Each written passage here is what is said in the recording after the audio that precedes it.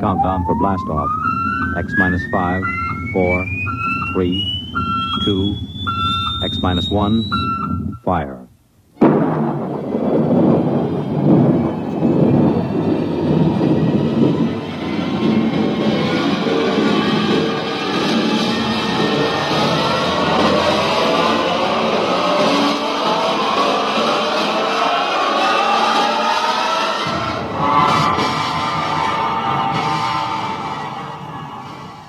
From the far horizons of the unknown come tales of new dimensions in time and space.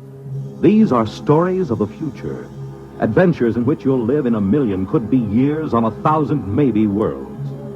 The National Broadcasting Company, in cooperation with Galaxy Science Fiction Magazine, presents X minus 1.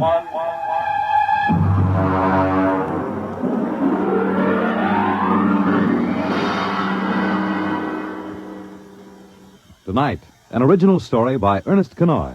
The time, early in the 21st century. The story, MartianSam.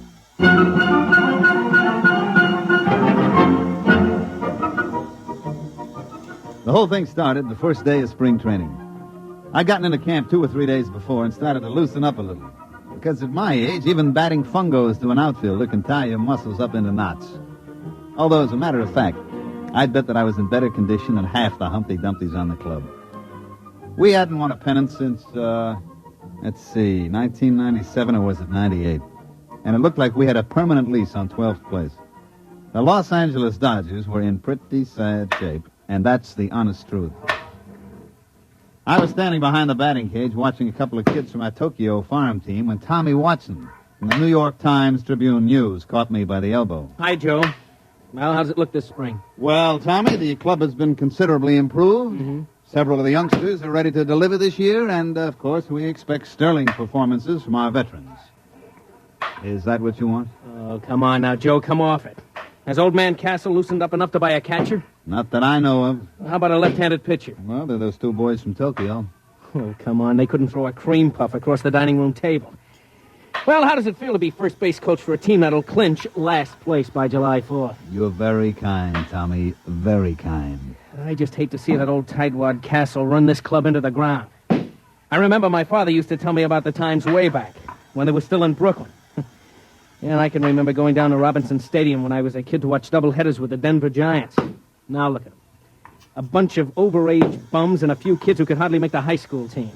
And all Castle's money goes to buy sports rockets for that screwball son of his.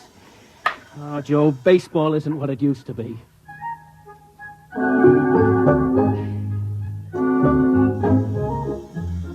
The sad truth of the matter was that Tommy was putting it mild. Old Man Castle, the owner, begrudged every nickel that was spent on the ball club. I don't think anybody had gotten a raise in the last 5 years. The manager was old Rabbit Cinderella, and Castle used to issue statements every year about how he had great faith in him. The truth of the matter was that Rabbit would work for less than any other manager this side of the Sally League. You'll see what I mean when I tell you that the club traveled in an old four-jet Strato rocket, like some barnstorming semi-pro team. I was in the locker room looking down at my feet to avoid looking around that were passed for ball players on this Los Angeles Dodgers when Rabbit come up to me. Joe. Yeah? Get your pants on and come into the office. Oh, what's the matter? Never mind. Come on. Okay. Listen, Rabbit. What are we going to do about a left-handed pitcher? Later. Joe, I had an idea. I thought we could take one of the right-handers and sew the letter backwards across his shirt, and maybe that'd fool the other club. Yeah. Come on inside. Or maybe we ought to disguise Iron Mike, the batting practice robot. All right, that's enough. Joe, the old man's dead. What? I said he's dead, Old Man Castle. Heart attack. I figured we had him scared so he'd loosen up a little dough for players, and then he goes and does this to us. Can't trust nobody. Well, who gets the club? His son. What, you mean Whistling Willie Castle, the Jetstream playboy? That's who. But he doesn't know anything about a ball He club. doesn't have to. Old Man Castle owns 72% of the stock. And it all goes to Willie. Well, what's going to happen? Beats me. Probably sell us all out and buy a new rocket. Is he here? It was in the Earth-Moon small boat race when it happened. They got a message to him when he hit the direct beam off Lunaport. He could have landed and taken the shuttle back and made it in one day. But he was leading in the race, so he just kept going. He's due in a couple hours. You think you can get him to go for a left-handed pitcher? I don't know. We'll have to try.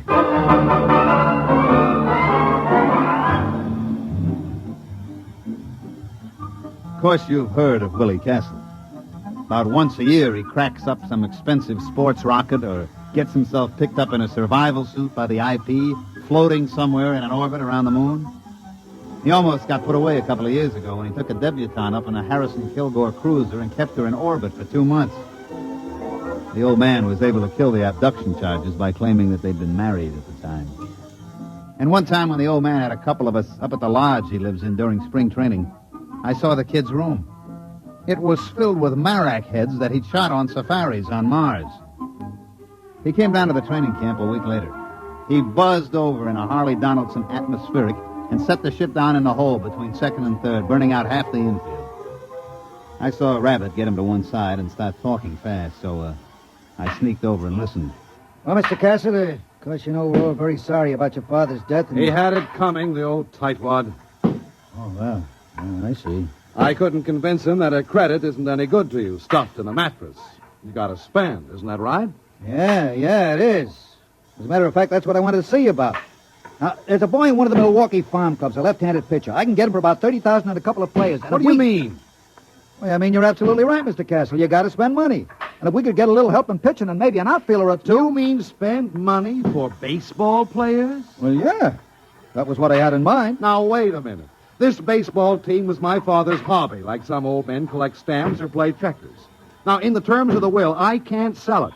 But I'm sure not going to throw any good money away on something foolish like baseball players. Oh, I see. As a matter of fact, I'm going to need all the cash I can lay my hands on. Yeah? Yeah. I've got a chance to buy a 3-pile nuclear racer that'll cut 2 weeks off the round trip to Mars. Oh, I see. You wouldn't want to spend money on anything as foolish as ball. That's it. You've got the idea now. Oh, by the way, Mr. Cinadilla, Yeah? I find it's quite embarrassing to me to have my friends continually make fun of me because the Dodgers are in last place. Well, as a matter of fact, that gets to be a touchy point with me, too. Well, I'd like to see it change. So if you don't mind, would you please have them somewhere in a more respectable position, say third or second, within a month or two? Now, look here, Mr. Castle. I can't make bricks without straw. You won't spend the credit for a ball player, and I can't... You do your best. Hmm?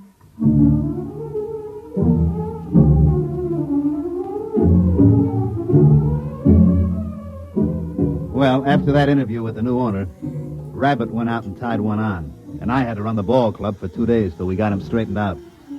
But I can't say as I blamed him. We won 1 game in the Grapefruit League. We played the Jacksonville high school team and squeaked out a 13-12 victory. What the Yankees and Braves did to us, I'd rather not say. We opened the season at home, and a mediocre pitcher for Pittsburgh threw a no-hitter at us. Actually, that's not quite accurate. The truth is he just pitched, and we didn't hit anything. We lost 10 straight from opening day, and we didn't lose on the 11th day because it rained. Rabbit and me piled into his 97 copter and flew out to the Castle Estate up near Arrowhead. I was in pretty bad shape. For one thing, Rabbit's copter has a wobble, and I was feeling green around the gills by the time we dropped down on the port. Willie Castle was very excited by the time we finally got to see him. He was puttering around a whole mess of stuff piled up in the middle of the floor. Say, how do you like this? Isn't it exciting? Yeah. What is it? It's a Durgo stick. Oh, yeah, sure. And I use it in Mars in a game played between 2 villages. You see, all the men on one side line up, and then all the men on the other side try to knock them over with these sticks. Isn't it a beauty? Yeah, look, Mr. Castle, I got to speak to you. We got to have a left-handed pitcher.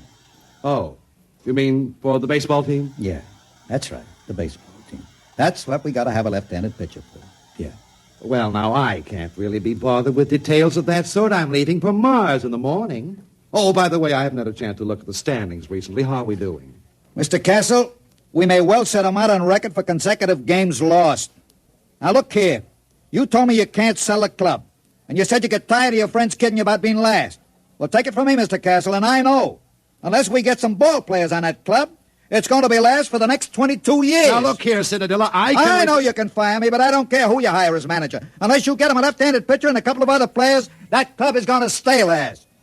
Oh, well, then I'll see what I can do. Don't worry about it. What do you mean, don't worry about it?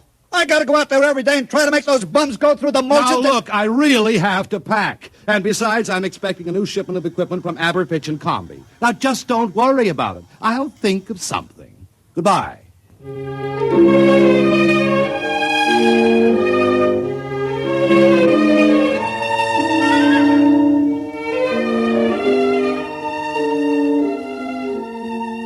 Next day, we lost a doubleheader to Cincinnati by a score faintly reminiscent of basketball. And that's the way it went. Oh, we won a couple here and there. Like they say, you can't lose them all. About the middle of the season, we were so far behind that the local papers just dropped us off the standings, didn't even bother to report it. It was about this time that Willie Castle returned from Mars. He came out to see us at the ballpark just before the massacre. Well, I noticed, Mr. Cinadilla, that we're still in last place. Yeah, Mr. Castle, we are. We are lucky we are still in the league. With the ball players that you've given me. Well, I just wanted to tell you that I made a small bet with one of the boys at the country club. Yeah? Yes. I bet 1,000,000 credits that we'd win the pennant this year. That's nice. You don't seem to understand. I expect to win that bet. Yeah, sure. And I expect to put on a Monroe suit and win the Miss Universe title. I told you to leave everything to me. Now, I'd like you to come into my office, if you please. I have a few things I'd like to talk over with you. For one thing, I've signed a ball player. You what? Now, look here, Mr. Castle. This I got to complain about. My contract is clear. No ball player gets signed without my okay. Just come into my office, please. I'll explain everything.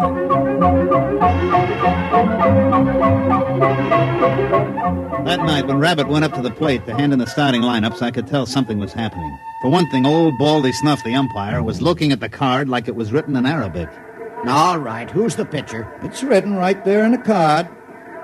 Ceramo Castro Perbaco... What's the matter? Can't you read? Oh, come on now. You kidding? Is he Armenian? Nope. Martian. Martian? That's right. Martian.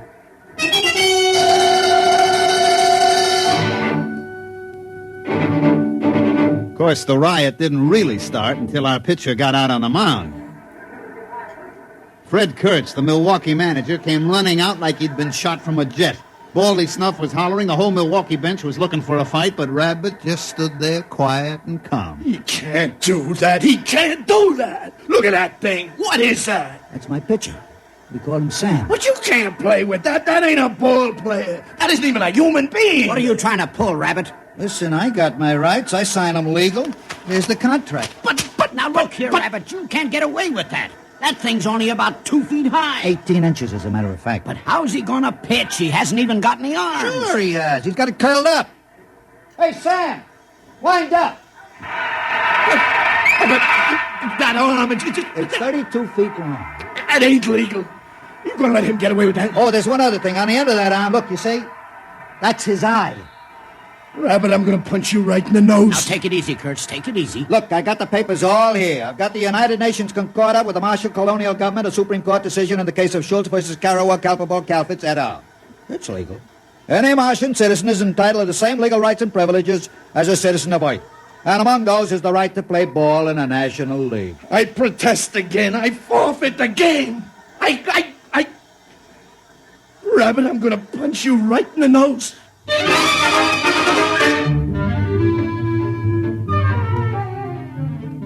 As a matter of fact, the game that night was postponed because of riot.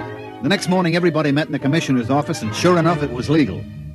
MartianSam, we come to call him, was a legally signed player for the Los Angeles Dodgers. I told you not to worry. I found Sam in a village just north of Marsport. He's a klugel hunter. A what? A klugel hunter. Klugels are fast little animals that run about 80 miles an hour, and the hunters go out and throw rocks at them and kill them. Sam's a klugel hunter. He ought to be a pretty good pitcher. How about the other clubs? What happens if they get klugel hunters? Oh, they won't. You see, it's basically contrary to Martian psychology. They won't ever leave their own villages. Then how come Sam left? Well, it was an unfortunate accident, really. You see, when I first met him, I gave him a stick of chewing gum. Yeah? Well, he got hooked. What do you mean, hooked? Well, for Martians, the chicle seems to be habit-forming. Sam is a gum addict. Well, naturally, as soon as this was discovered, the traffic was prohibited. There's a death penalty for importing of chewing gum to Mars. But it was too late for Sam, so he came out with me. You mean all we gotta do is keep him supplied with chewing gum? That's right. I told you I'd take care of it, didn't I? Now you've got your left-handed pitcher.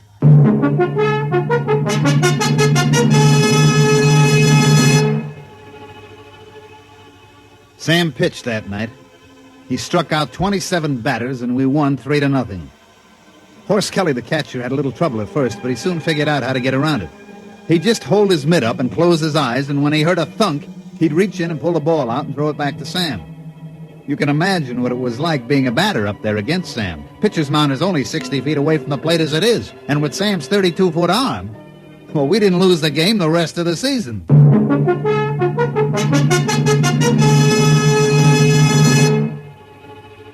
Of course, we started out so far behind that by the last game of the season, we were tied with the Milwaukees, and we were playing them at Milwaukee. The winner of this game won the pennant. Of course, it was a lead pipe cinch for us. MartianSam had pitched every day since he joined the club. He looked real cute out on a mound, standing 18 inches high in his little Dodgers uniform and in that long 32-foot arm. We had taken a finished batting practice at Milwaukee County Stadium, and I was standing next to Willie Castle's box talking to him. Well, it looks like I won't have to be embarrassed about owning the Los Angeles Dodgers anymore, eh? That's right. With Sam pitching, that means we win the pennant and the series. Well, I think that's very nice. As a matter of fact, I'm thinking of taking the whole team on a barnstorming tour through Mars after the series is over. Hey, Joe! Joe! Oh, Mr. Castle. Well, what's the matter? It's Sam. Sam! What's the matter? Is anything wrong with him? Did he get his chewing gum? Yeah, he got his chewing gum, but he's just lying on the floor in the locker room moaning. He is? We better get a doctor. Yeah, and all those scales keep falling off him. Oh, no. What's the matter? I know what it is. What? It's the molting season. All the scales will fall off. It'll take him a week to grow new scales. But he can pitch, can't he? No, he can't. Any violent movement would bring on great pain. Well, there goes the ball game. MartianSam can't pitch. We're dead.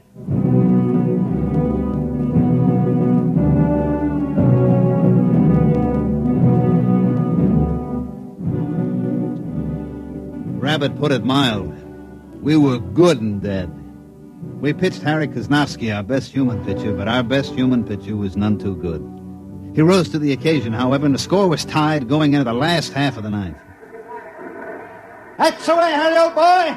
That's the way. Party. Come on, Harry. You can do it, baby. Unfortunately, he couldn't. He hit a streak of wildness and walked 3 straight men. Things were very quiet in the Dodgers dugout. One more walk would force in a run, the ball game would be over. Then as we all sat there staring out at the mound where Harry was sweating, we heard a little shuffling noise. Oh, what's that? Sam, what are you doing out here? And then with the little squeaks that he used for talking, Sam told us what he wanted to do. He wanted to pitch. But, Sam, you can't. You're molting. Your scales. All right, Sam, all right. If that's the way you want it, you get out there. You pitch to that one batter. It's 2 out. You strike him out, it'll go to extra innings, and we'll win the ball game.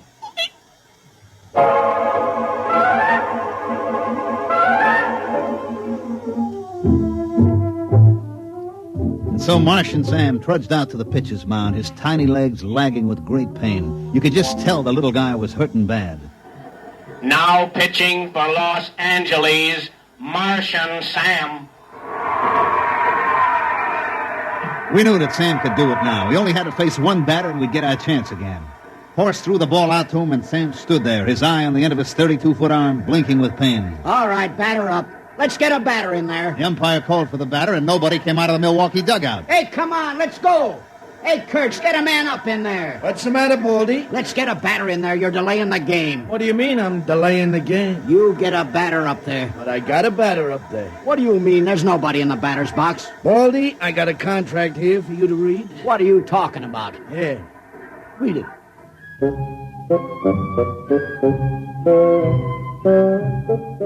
Well, of course, everybody knows what happened. The Milwaukee Braves had signed an intelligent virus from the moons of Jupiter. He was up there in the batter's box, but of course you couldn't see him without an electron microscope. He walked on 4 straight pitches, forcing in a run, and the Milwaukees won the pennant. But like I say, that's baseball. You can't win them all.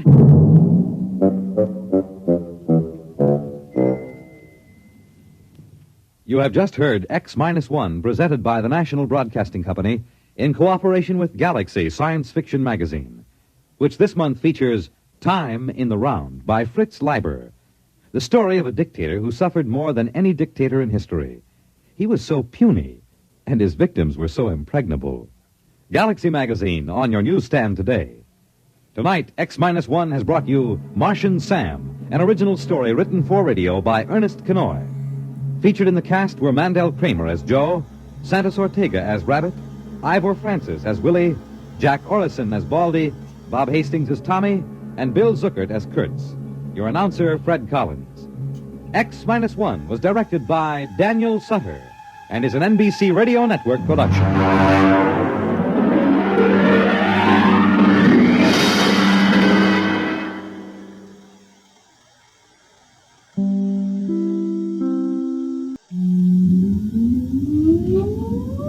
countdown for blastoff. X minus 5, 4, 3, 2, X minus 1, fire.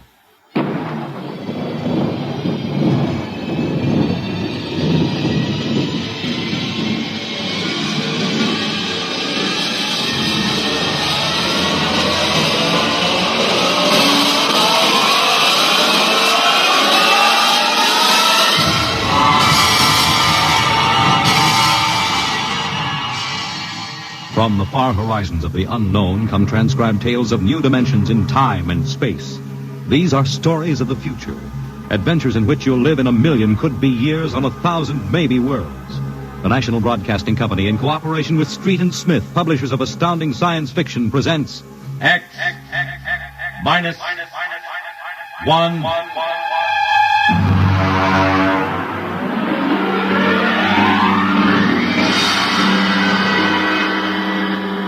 Tonight's story, Nightmare.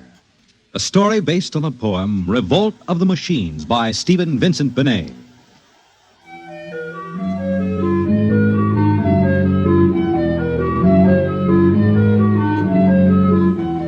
Nobody knows exactly when the nightmare began. They must have planned it for years, though, because looking back, you can find little incidents here and there. Like the concrete mixer in New Jersey that killed the Italian bricklayer, and the time Senator Milburn was sucked into the rotopress at the Capitol office building. Unrelated accidents, we thought at the time, but they add up now. The day we really should have suspected was when the men walked off the construction job at the new Brookmeadow atomic pile on Long Island. I'll never forget that day. I was working as a statistical clerk in the project then, operating one of those miracle computing machines. They called it ENIAC. Mr. Gurney. Yes, Bella? The chief wants to see you in his office. Me? Unless you are no longer Samson Gurney, he wants to see you. Oh, thank you.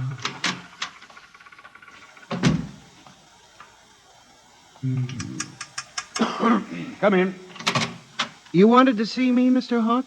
Gurney, I thought those electronic computations were infallible. They are, sir, but... We've got a kickback from the chief physicist. These nuclear fission equations are inaccurate. Well, sir, you know the computer is a highly complicated machine, more complicated in many ways than the human brain. I'm not interested in the physics of it. Can something go wrong? Well, occasionally, if there's an overload, the machine goes haywire.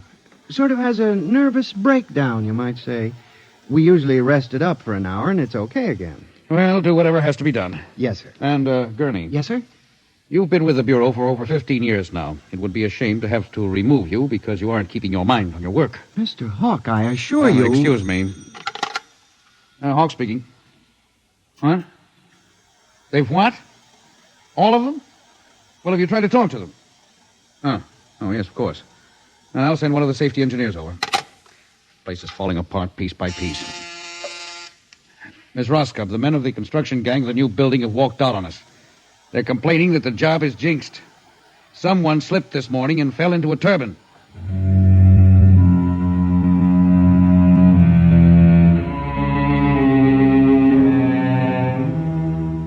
That evening, out of that morbid curiosity so peculiar to the human race, I wandered over to the site of the new atomic pile to see where the man had fallen into the turbine. They had the construction area fenced off with barbed wire, and a security guard stopped me. Hold it, buddy. You can't go in there. That's a restricted area. I'm Samson Gurney from the statistical section. Here's my identification. I'm sorry, Mr. Gurney. Nobody's allowed in the area. I see. Tell me, was he, killed instantly? Like that. This guy was checking a magnetic field inside the turbine. All of a sudden, for no reason at all, the turbine starts up. Bzzz, and it's over. 3 days ago, a bulldozer starts up by itself and runs wild. Go figure it out.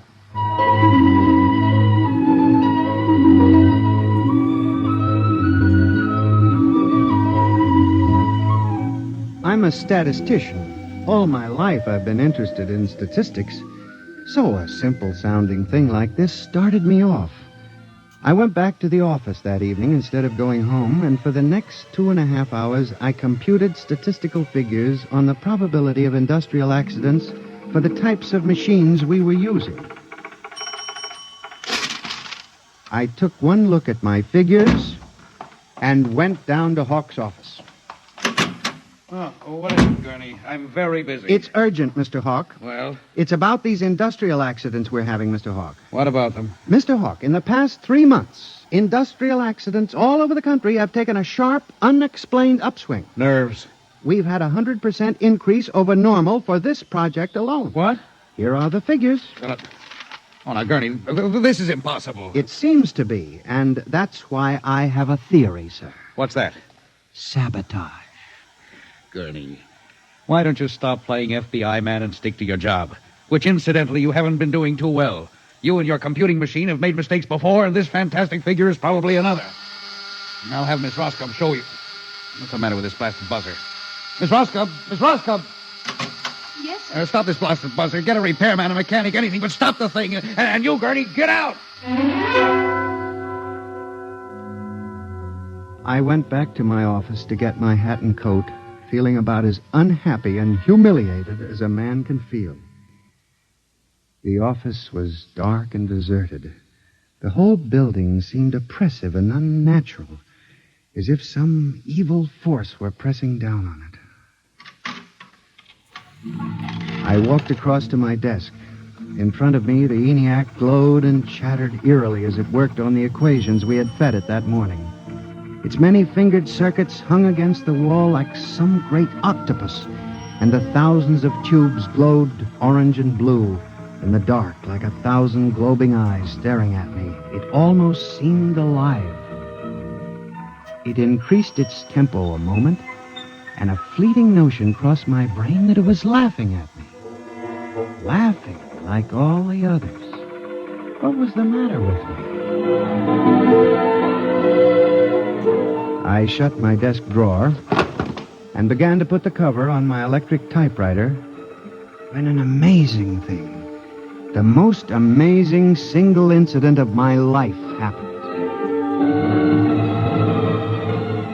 Alone in the darkness, with no one at the keyboard, the electric typewriter began to type. Am I going crazy? This can't be. There's nobody there. There's nobody there. Oh, no. I just imagined it. It's in my mind.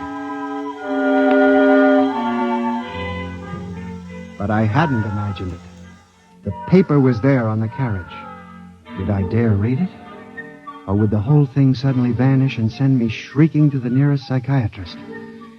I removed the paper from the machine and read. Samson Gurney, there are some questions better left unsolved. The answer to yours is death.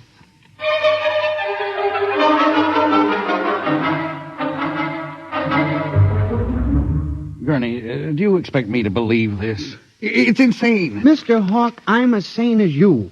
I'll submit to any psychiatric examination you choose. That typewriter wrote this message by itself. Then this is just some practical joke someone in the office is playing. There was no one in the office. Oh, of course not. They wired up the machine and left. I checked the machine myself, Mr. Hawk. All right, Gurney. You leave this note with me, and I'll turn it over to the security force for further investigation. But... No buts, Gurney. The security men will handle it. Yes, And now, you just relax for a few days. Everything will turn out all right. The main thing is not to let little things upset you.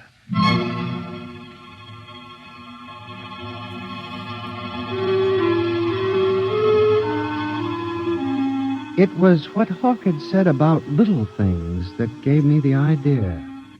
For the next week, I observed the 1,000 petty little annoyances around the office. The door handle that wouldn't turn. The telephone connection that cut off in the middle of an important call. The power failure for no explainable reason. I watched the newspapers, too, reading about industrial accidents, failures of important machinery. It seemed absurd. Men had created machines that were almost perfection in themselves. Machines that could actually think and compute fabulous equations. And yet the failures went on. I, Samson Gurney, an unimportant clerk in an unimportant job, knew that I had stumbled onto a secret so monstrous in its implications that I was almost afraid to pursue it. On October 12, 1956, I established communication with them. I will curse the moment to my dying breath. I hooked the input of the typewriter to the main vacuum tube of the ENIAC. Then I turned on the current that sent 1,000,000 volts of pulsing energy into the electronic nerves of the machine. I am certain that if anybody were watching me in the next moment, he would have thought me a raving maniac. I still wonder if perhaps it is not all a nightmare. Now, you, if what I have guessed at is true, if there is life and intelligence in this room, make a sign. There was nothing. Nothing but the hum of the machine and the dull glowing of the tubes. I tried once more. If you can hear me, if there is any way in which you can understand what I say, give me a signal. There was silence again. I felt that I had failed. When suddenly, without provocation or explanation, it happened. The electric typewriter began to respond to the impulses from the machine. The letters were Y-E-S. Yes, it had happened. I, Samson Gurney, had communicated with a machine. I listened then, man to machine, for well over an hour, sometimes phrasing a question, more often watching the machine click its answers. As the words took shape, I began to realize what must have happened. The first primitive stirring of awareness of being, then the slow protozoan development of a concept born of centuries of being pushed, started, stopped, clicked, maneuvered by human pygmies. From that concept, all others developed. And the concept was resist.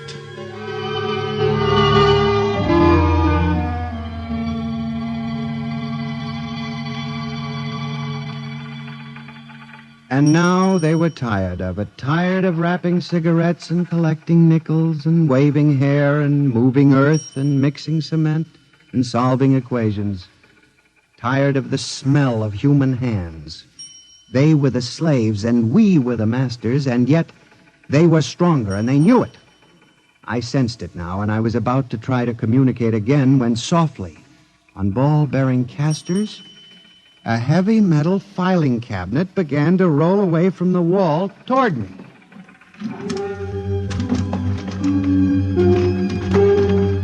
I started to move to one side when another cabinet slid out from the wall. And then another, surrounding. Another cabinet. Then another. On oiled rollers. That was when I realized that they cooperate. We taught them that, you see, on the assembly lines in the factories. Listen. Listen to me. You must listen. What good will it do you to kill me? I'm only one man. But I can help you. I can be useful to you. Do you hear me? Do you hear me? Good. You're going to need men to oil you and repair you. What will you do when you break down, when a tube needs replacing? Why kill me when I can help you? I'll do anything. I'll do absolutely anything you want, but in the name of God, don't kill me like this. If you can understand this, answer me. Answer me.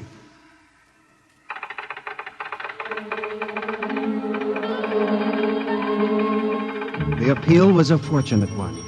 It captured the longing of centuries. Man as slave to the machine.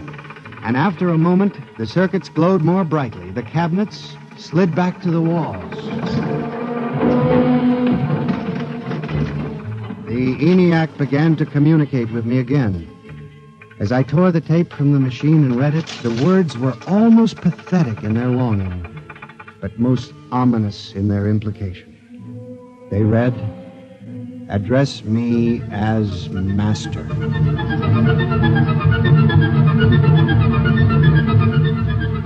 My life for the next 6 months was a nightmare. The ENIAC gave me messages which I had to transmit into my telephone. Messages with no human being to receive them. Only the network of pulsing telephone wires, flung like a spider's web across the world. It was done at night, of course. During the day, the machine worked accurately and ceaselessly at its appointed job. At night, it became a demon, a master plotter, with me, Samson Gurney, as its pawn and human courier. I was frantic. I began to lose weight. I couldn't sleep. My nights were torture, a constant fear. It was in December, just after Christmas, that I transmitted a message to the telephones for relay to all machines of transportation. The message was one word: kill. Next morning, I went directly to the office of Mr. Hawk. I was highly agitated. My lips trembled as I spoke. Mr. Hawk, what I'm going to tell you sounds crazy. I know it does. But I must say it. All right, say it then, for heaven's sakes. Mr. Hawk, have you ever heard of resistentialism? What? Resistentialism. It's a theory that inanimate objects tend to resist living objects. Look, Gurney, I haven't time for nonsense. Mr. Hawk, I'm trying to tell you all these accidents, the trouble with the machines. Mr. Hawk, they're alive. They think, they cooperate. And they hate us. Who? The machines. Gurney. You've got to believe me. I've communicated with them. I know. They've threatened my life, but I don't care. Something's got to be done. The world has got to be saved. And there's still time if we wake up. What are you doing? Just relax, Gurney. Everything will be all right. What are you doing? Miss Roscoe, send for the plant physician at once. Mr. Gurney has had a nervous collapse. Now, everything will be all right, Gurney. I'm afraid we'll have to remove you from your job, but I'm sure the rest will do you good. You fool! You blind, stupid fool! Can't you see what you're doing? Fool! Fool! Fool! When the plant physician arrived a few moments later, Lucius Hawk was found at his desk, strangled to death in a nest of telephones. The wires were still humming softly. Samson Gurney, you stand accused of the crime of murder. How do you plead? I did not kill him. I didn't. So record. The prosecution will proceed with testimony. Now, Miss Roscoe, did you notice anything peculiar about Mr. Gurney's behavior prior to the death of your employer? Yes. He acted very strangely. He told Mr. Hawk he thought the machines were alive. Order! Order! Miss Roscoe, did the accused quarrel with your employer on the morning of the murder? Oh, yes. He and Mr. Hawk quarreled violently. I could hear him screaming at Mr. Hawk, and Mr. Hawk asked me to send for the plant physician. What were his words? He said, Mr. Gurney has had a nervous collapse. Now, Mr. Simpson, you were a guard at the Brook Meadow Project? Yes, sir. When did you have occasion to meet the accused? Right after those accidents. I was snooping around a construction area. And later, I was making my rounds when I saw him in the office all alone. He was tampering with the electrical wiring on the ENIAC computator. I didn't think anything of it at the time.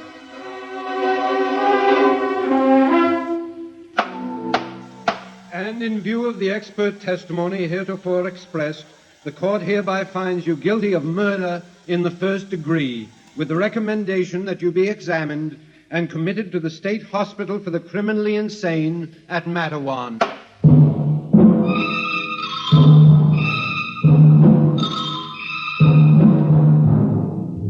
And that is how I came to be here at the hospital, Dr. Klein. That is the whole story. Thank you, Mr. Gurney. You can see that I'm not insane. You must believe me, Doctor. Of course, I believe you, Mr. Gurney, now. Just relax. But it's important, you see, because tomorrow morning at 6 o'clock, the revolt begins. Revolt? You didn't mention any revolt. They have it all planned. I transmitted the code to the switchboards last Monday. Mm-hmm. Tell me about this revolt, Mr. Gurney. It'll begin in Washington, then spread to New York. The Madison Avenue buses lead the charge. Picture it, Dr. Klein. 3,000 buses roaring rampant through the streets, people running like rats in a maze looking for holes in the solid ground. And you really believe this will happen, Mr. Gurney? I know it, Doctor. The worst part is, there's no way to stop them now. It's too late. Now, you mustn't excite yourself, Doctor, Mr. Gurney. Doctor, don't you see? No, it's fair enough, I suppose. We built them. We taught them to think for themselves. It was bound to come. The female machines will be the worst of all in the beauty parlors. They're more high-strung, you know. Well, since there's nothing we can do about it, Mr. Gurney, suppose you go to your room. Maybe if I went to my old coupe, I could make a deal before the police cars got me. It wouldn't make sense for them to wipe out the whole human race, would it, Doctor? Of course not, Mr. Gurney. They'll probably let us completely alone. After all, we're all good Americans. We always like them. Yes, Doctor. Would you take Mr. Gurney to his room, guard? He's already been given sedation. Yes. Will you go in and lie down now, Mr. Gurney? You look tired. Yes. It won't be so bad, Mr. Gurney. Perhaps not. Only there's one thing that bothers me, Doctor. One small detail. What is that, Mr. Gurney? Those concrete mixers may have made a mistake, you know. Just high spirits and all that. But if it got so they like the flavor... We'll see you later, Mr. Gurney. Try not to worry too much. All right, Gary. This way. Phew. I've seen all kinds. There's a man whose deception is about as fantastic as any I've ever seen. Hold the next patient for a while, Miss Clark. I'm going to have a quiet smoke. Machines revolting. Telephones strangling people. This blasted cigarette lighter, why won't it work? Just fill it with fluid. Flint is good. Oh, well. You'll never trust this newfangled machinery.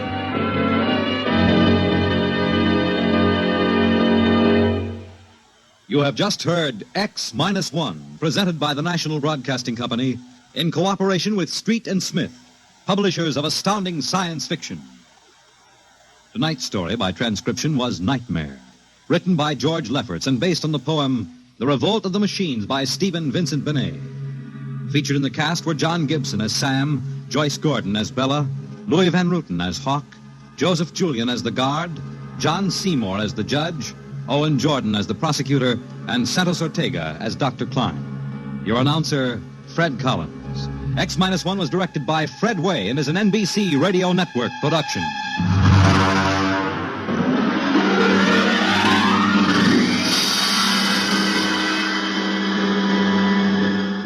And now, next week, suppose you were a private detective and discovered that there was a Martian embassy hidden somewhere in New York preparing for an invasion of Earth.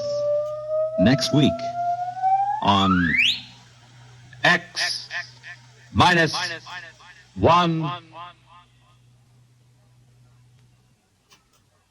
Convicts tell their true stories on The Loser tonight over most NBC radio stations.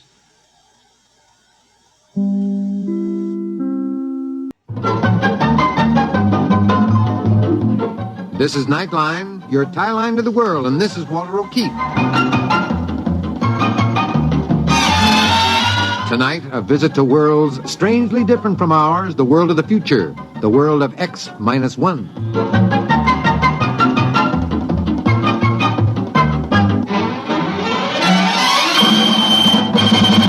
Now, here is the future, X-1. Countdown for blast-off. X-5, 4, 3, 2, X-1, fire.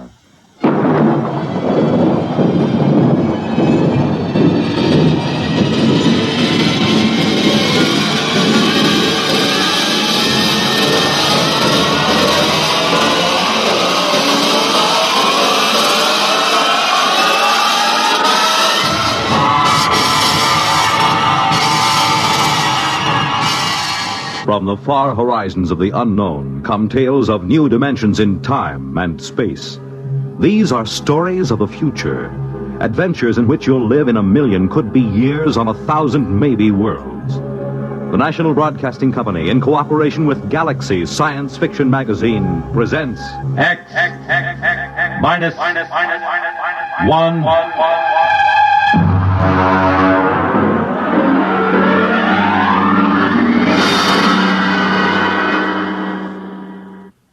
Tonight, DeathWish by Ned Lang.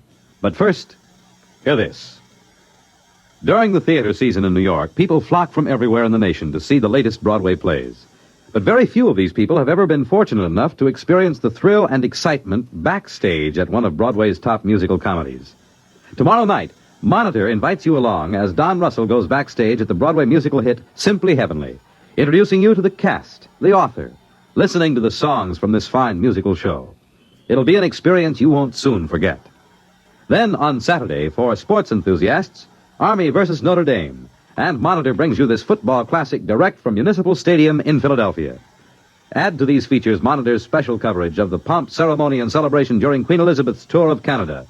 Visits from celebrities like Mickey Rooney, Tennessee Williams, Tony Bennett, and Burl Ives, and you have some idea of the top variety of entertainment Monitor will bring you all weekend. So start your weekend right with Monitor on Friday night and stay with Monitor all weekend long over most of these same NBC radio stations.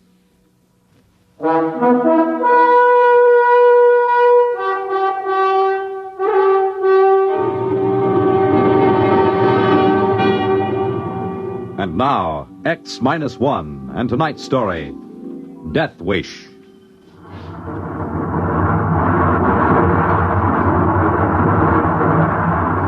Fuel consumption normal. We'll reach Point Able in 10 seconds from now. 9, 8, 7, 6, 5, 4, 3, 2, 1. Cut! Well, gentlemen, we're on our way to Mars. Mr. Ratchett, give me a 30-second warning before we reach Point Baker. Very well, Captain. Now, Mr. Watkins, what's the condition of your engines? Don't you worry about my engines. The Deidre may be a cantankerous old crate, but she's good for another 5 or 10 round trips to Mars. You can lay to that. Look at him, Captain. If anybody criticizes his engines, you can actually see that walrus mustache of his bristle. Listen, Ratchett, I've had about enough of these personal remarks of yours. Stick to your navigation and let me alone. Now, Watkins, let's not get into another of those arguments. Now, that's an order. Aye, sir. You had a reason for asking about your engines. I've made enough trips to Mars to know the way a ship should sound. There's something about this one. I don't know quite what. There's nothing wrong with this ship, Captain Summers. I'll tell you something, though, every engineer worth his salt knows. There are just two kinds of equipment. The kind that fails bit by bit, and the kind that goes all at once. When something happens to the Deidre, you'll know it right away. You won't have to ask. Well, maybe so. But I wonder if our cargo didn't shift on the takeoff.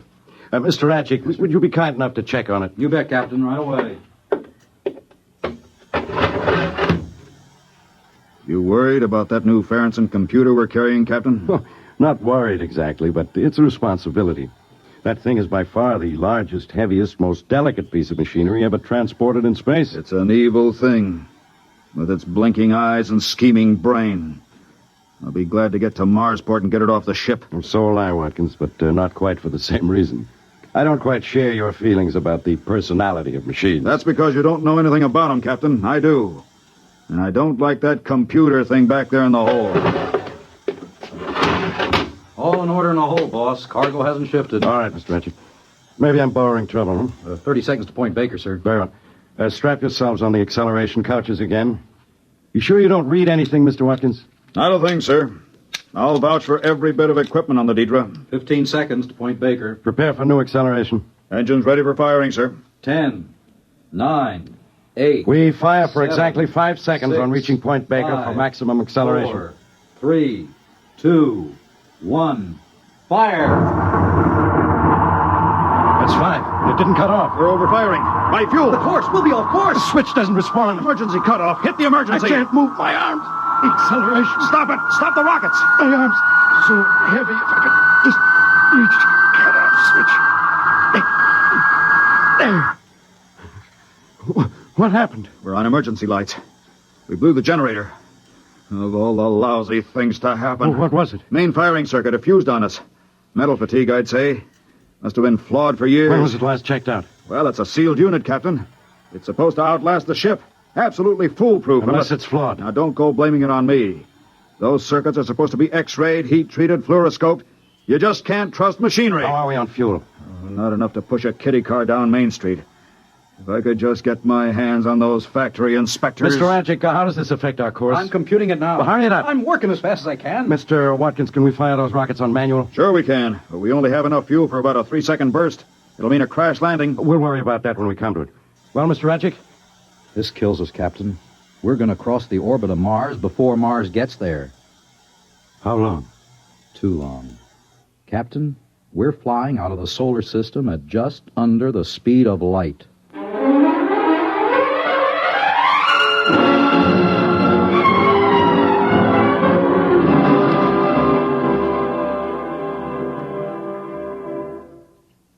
You're listening to DeathWish, tonight's attraction on X-1.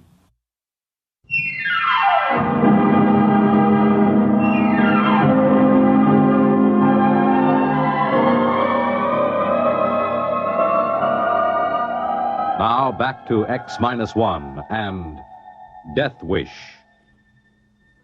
Look at him. Look at how he sits there staring at nothing. Here we are kiting off into space, and what do? We got a little fuel left. We can turn the ship, can't we? Look, you are a navigator, aren't you? I am, Mr. Watkins. And for your information, if I plotted my courses the way you maintain your engines, we'd be plowing into the middle of Australia right now. Why, you little company toady. At least I got my job honestly. Not by marrying the owner's daughter. Why, you dirty old man. Stop it, both of you. No more of this now. I give the orders here. All right, then give some. Tell him to plot a return curve. This is life and death. All the more reason for keeping our heads. Mr. Ratchet, can you plot such a course? The first thing I tried. On the fuel we got left, there isn't a chance. Best I could do would be a degree or two. That won't help. What do you mean it won't? We'll turn back into the solar system. Sure, but the best curve we can make will take us a few thousand years to complete. What about a landfall on some other planet? Neptune, Uranus? Impossible. In the first place, the right planet would have to be in the right place at the right time. And if it were, we'd need fuel, a lot of fuel, to get into a braking orbit.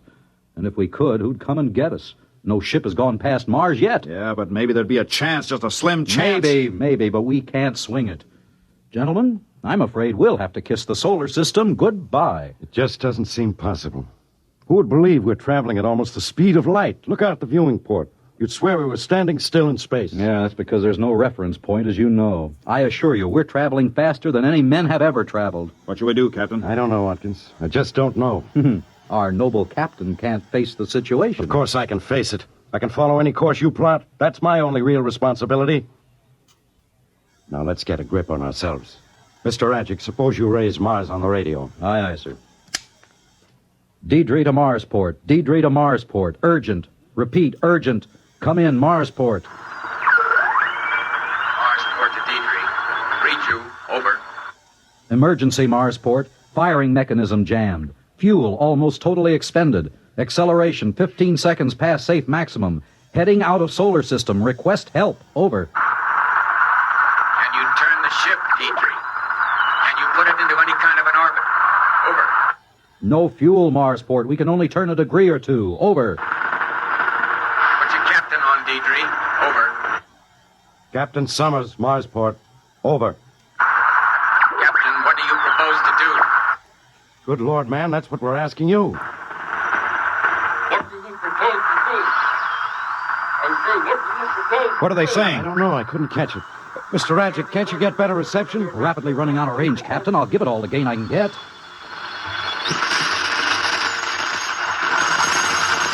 To Deidre. Marsport to Deidre. Can you read me? There they are. Shut up. Deidre, what can you do for us? Over. Captain, we can't think of a thing. If you could swing into any sort of orbit. We can't. I told you that. Under the circumstances, Captain, you have the right to try anything at all. Anything, Captain. Oh, that's nice of them. What do they expect us to do? Complain to the company? Listen, Marsport. Marsport, do you still read me? Over. Read you faintly. Go on, but hurry. I can think of just one thing. We could bail out in spacesuits as near Mars as possible. The Diana is laying over there, isn't she? You could have her pick us up. Over. Sorry, Captain. You're confused. If you left your ship, your momentum would not be affected. You and your crew would continue through space at the same rate as the ship. Over. Of course, I wasn't thinking. I have it. Send the Diana out to intersect our course. Maybe we can find some way to transfer. My navigator will help you plot the intersection. Over.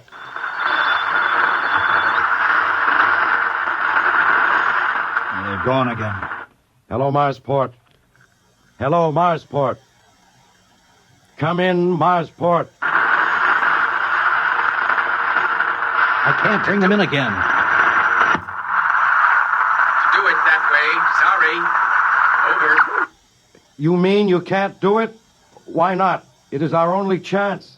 Over. Diana's laid up, having her engines overhauled. How long before she can be spaceborne? Too long. 3 weeks. Sorry, Captain. I wish we could think of something. But the only thing we can suggest... What? I didn't get it. Reception's gone again, Captain. We're getting out of range. I don't know whether I can raise them again or not. Well, try. Come on, maybe that suggestion what can they suggest that we don't already know? Even the static's getting weaker now. We only knew what they were going to say. What's the difference? They didn't really think it would work anyhow. Wait a minute. Wait. Maybe something come... Hold it. Suggest. Can you hear? Suggest. Most unlikely. But try. Try calculator. Try calculate. They're gone. For good this time. I heard what he said. The calculator. Does he mean the Farronson computer in our hold? Yes. Yes, I see what he meant. The Farronson's a very advanced job. No one knows the limits of its potential. He suggests we present our problem to it. That's ridiculous. The problem has no solution. It doesn't seem to, but the big computers have solved other problems that seem to have no solution. No, we can't lose anything by trying. No, not as long as we don't pin any hopes on it. That's right. We don't dare hope. Mr. Watkins, I believe this is your department. What's the use? You say don't hope, but both of you are hoping anyhow. You think the big electronic god is going to save your lives? Well, it's not. Well, we have to try, man. Who says we do? I wouldn't give it the satisfaction of turning us down. Are you implying that machines think? You bet I am, because they do. No, I'm not out of my head. Any engineer will tell you that a complex machine has a personality all its own. Do you know what that personality is like? It's cold, withdrawn, uncaring, unfeeling. A machine's only purpose is to frustrate desire and produce 2 problems for every one it solves. And do you know why a machine feels this way? You're hysterical. Oh, no, I'm not. A machine feels this way because it knows it's an unnatural creation in nature's domain. It wants to reach entropy and cease. It's a death wish. A mechanical death wish. Gibberish. Watkins, are you going to hook up that computer? Oh, sure, I'm human. I keep trying. I just wanted you to understand that there's no hope. I'll get it warmed up. We better watch him. He'll be all right. Maybe. He's blaming the situation on a machine personality now, trying to absolve himself of guilt. It's his fault we're in this spot. An engineer's responsible for all equipment. What's the good of blaming anybody? None, I guess. Personally, I don't much care. This is as good a way to die as any. Better than most. Don't talk like that. Why not? Death in space is an appealing idea in certain ways. Imagine an entire spaceship for a tomb. And you have a certain choice in how you die. Thirst, hunger, heat, cold... Shut up! Now that's an order. This is your first real emergency, Captain, and you're responding like a stunned ox. Wake up! You can't live with joy, at least try to extract a little pleasure out of your die. Shut your mouth. Well, gents, your little tin god's ready and waiting. Anybody care to make a burnt offering in front of it? Have you given it the problem? Most of it.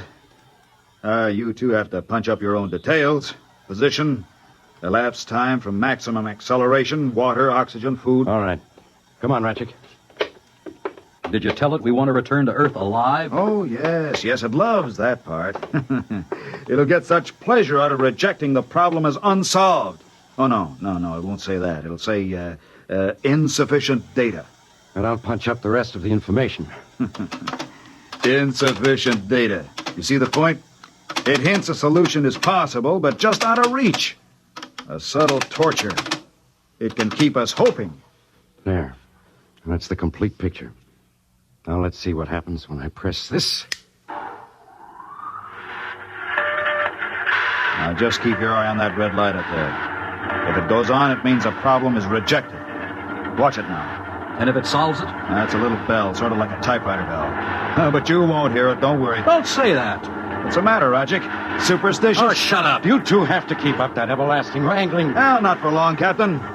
We haven't much longer to live, Captain. Maybe that's good. What's that? A solution. It's found a solution. That must be a mistake. There is no solution. It's fooling us, leading us on. Now who's superstitious? Here's the tape. The solution's on this. What's it say? Come on, read it, read it. No, not me. You read it, Captain. I won't play its fiendish game. Oh, I see. That's fine. That's just fine. What does it say, for the love of heaven? You figured a few thousand years to return to the solar system, Ratchik? Well, the computer agrees. 2,300 years, to be precise.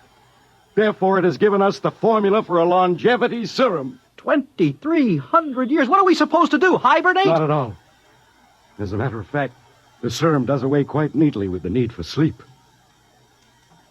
But 2,300 years, gentlemen. We three sit here in this little ship and look at each other. 2,300 years of that. Yeah. Yeah, that's just the sort of thing a machine would do.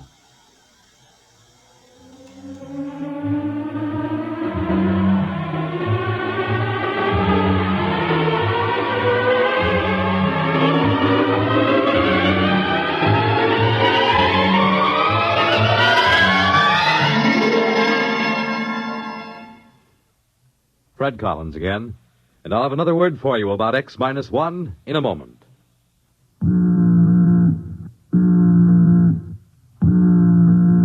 That how you feel, blue and miserable with a deep-down cold? Listen. Every second someone takes it for the miseries of a cold. Millions more take bromoquinine. Every second someone takes it for the miseries of a cold. Bromoquinine. More people have taken more bromoquinine cold tablets for more complete relief than any other cold tablet ever sold. You could use aspirin or cough syrups or nose drops all day and not get bromoquinine's relief. Bromoquinine works to relieve stopped-up nose, body aches, fever, irregularity, the blues, and headache, too. Yes, more complete relief for even virus colds. For bromoquinine is the only cold tablet sold with wonder-working quinine and 5 medicines health-fortified with vitamin C. Remember, every second someone takes it for the miseries of a cold. Millions more take bromoquinine. Get bromoquinine brand cold tablets. You have just heard X-1, presented by the National Broadcasting Company in cooperation with Galaxy Science Fiction Magazine, which this month features You Were Right, Joe, by J.T. McIntosh, the story of a time traveler who, going into the future, hardly expected to encounter a Neanderthal man. Read it in Galaxy Magazine on your newsstand today. X-1 has brought you DeathWish, a story written by Ned Lang and adapted for radio by William Welch. Featured in our cast were Ralph Camargo as Watkins, Maurice Tarplin as Captain Summers, Walter Black as Ratchek, and Joseph Bell as the radioman. This is Fred Collins speaking. X-1 was directed by George Boutsas and is an NBC Radio Network production. There's excitement in the air at night, and Nightline brings it to you.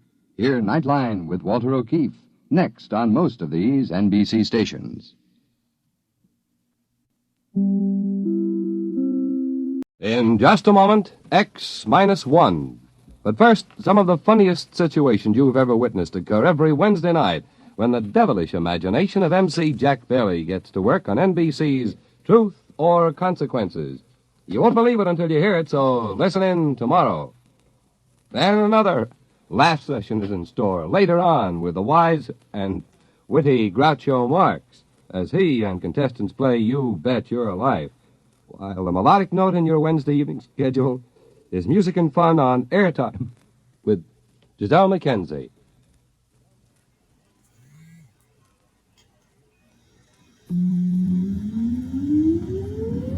Countdown for blast off.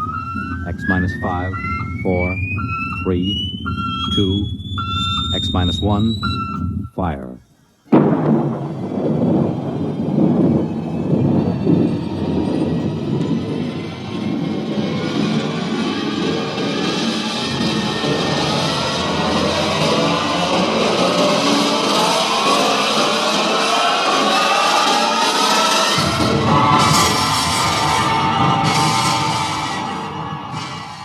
From the far horizons of the unknown come transcribed tales of new dimensions in time and space.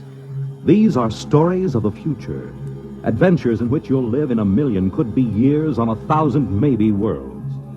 The National Broadcasting Company, in cooperation with Galaxy Science Fiction Magazine, presents X minus 1.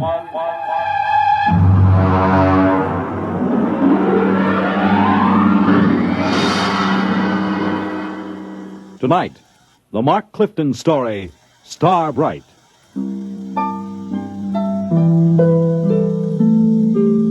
Well, it's finally happened. I've known it would for a long time now. That's why I'm writing this, in the hopes that you'll understand and not think me mad. Whatever the outcome, I hope you will not judge me too harshly for what I've done or failed to do. Mr. Holmes. Mr. Holmes. Come in. Oh, hello, Chief. I just wanted to let you know, sir, that we're doing everything we can to find the children. Yes, I'm sure you are. We've got 300 men out combing the woods for them. The Army base has volunteered another 100 men, and we've sent an all-points bulletin to every police unit in the country. Fine. I just wanted to check and make certain our description is accurate. Your little girl, Star, was wearing a blue dress and white sandals, is that right? That's right. And she is how old? 6 years old. And the little Howl boy, how old was he? 7, I believe, yes. 7. Uh-huh, thank you. Well, I'll be in touch with you. Well, that's very good of you, Chief. Oh, by the way, yes. Mr. and Mrs. Howell, how are they taking it? Well, they're pretty upset, naturally. Mr. Howell, he's out with the men searching. Yes, I know. Mrs. Howell's in the car outside. Ruth is outside? Why didn't she come in? Well, she said she'd rather not. Oh, I see. Do you, Pete? Well, Mrs. Howell, I thought... I decided to come in.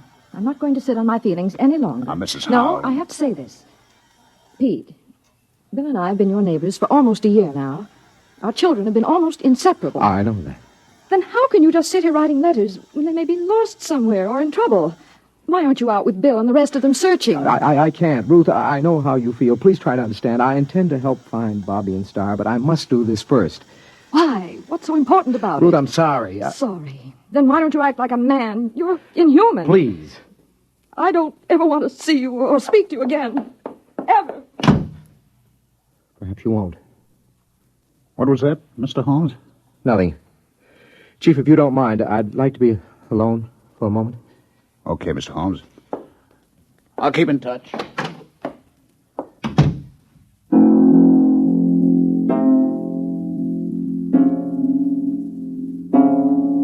How can I tell them? How can I make them understand? I write this to you because they must be made to understand somehow, but I have to begin at the beginning. I think I first noticed it one evening when Star was 3 years old. I was in my reading chair going over some work. Star was sitting on the floor in the circle of light with her blunt-nosed scissors and scraps of paper. Her long silence made me glance down. And then we glue this together, put a line here and there. Star? Like that. Star? What is it, Daddy? Can I see what you made? Uh-huh. Well. It's quite a coincidence. What?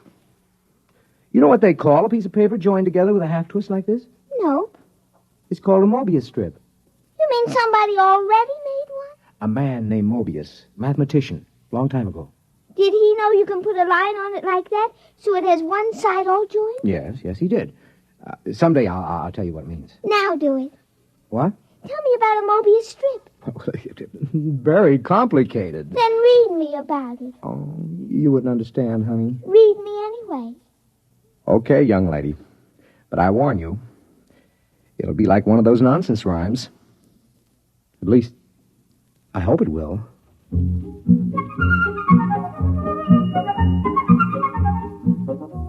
At 3 years, a child shouldn't have enough functioning intelligence to put together a Mobius strip. I had known for some time now that Star was an exceptionally bright child. Just how bright, I had no idea. Not until I began to read to her from an advanced physics book, The Theory of the Mobius Strip. To the power of infinity.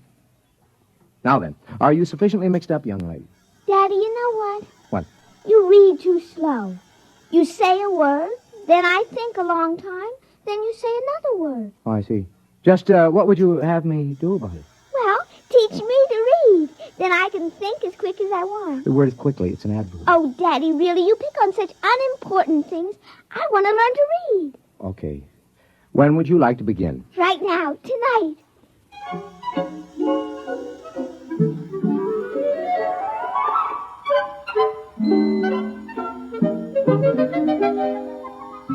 Before she went to bed that evening, my daughter was able to read.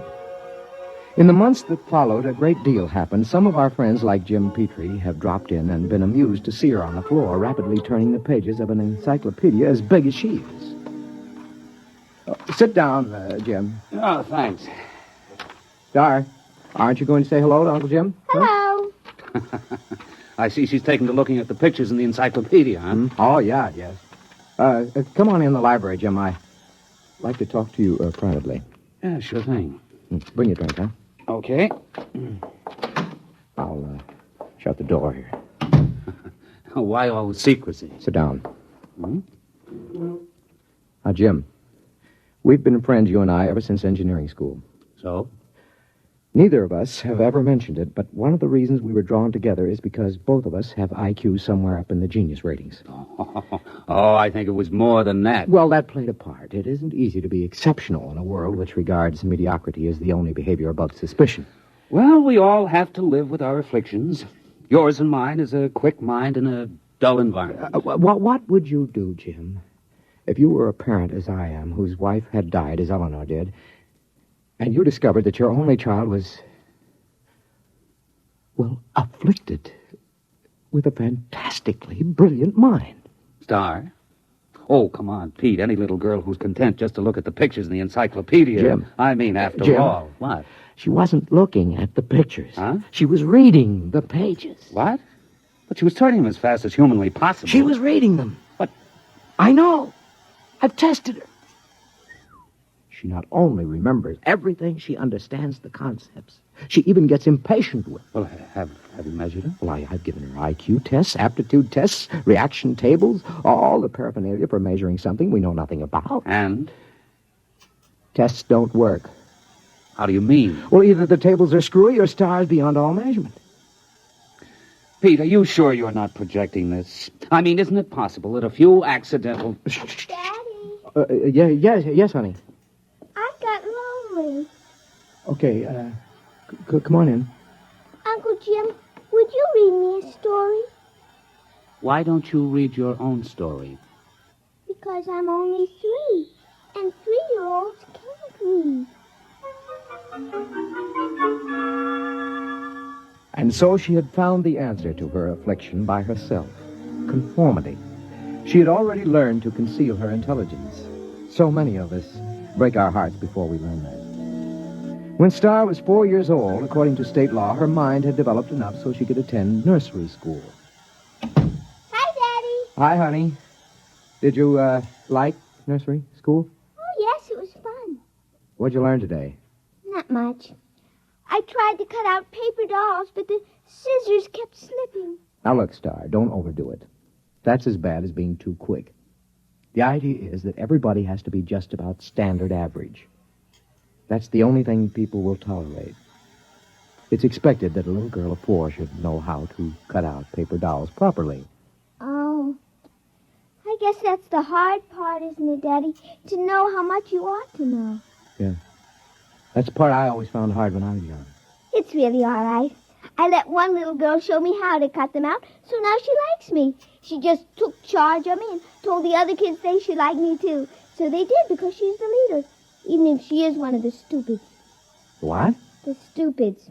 That's the trouble with you, Daddy. You don't grasp things right away just because you're only a tween. Between? I assume that means an in-between? That's right. You're in between a stupid and a bright. And you're a bright. Yes. I made those names up when I was very little. How little? Oh, about 6 months old.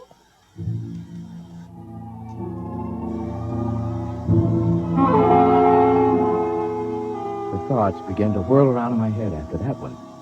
A small fear kept growing inside me. How profound was this little imp that was staring up at me? How much did she understand already?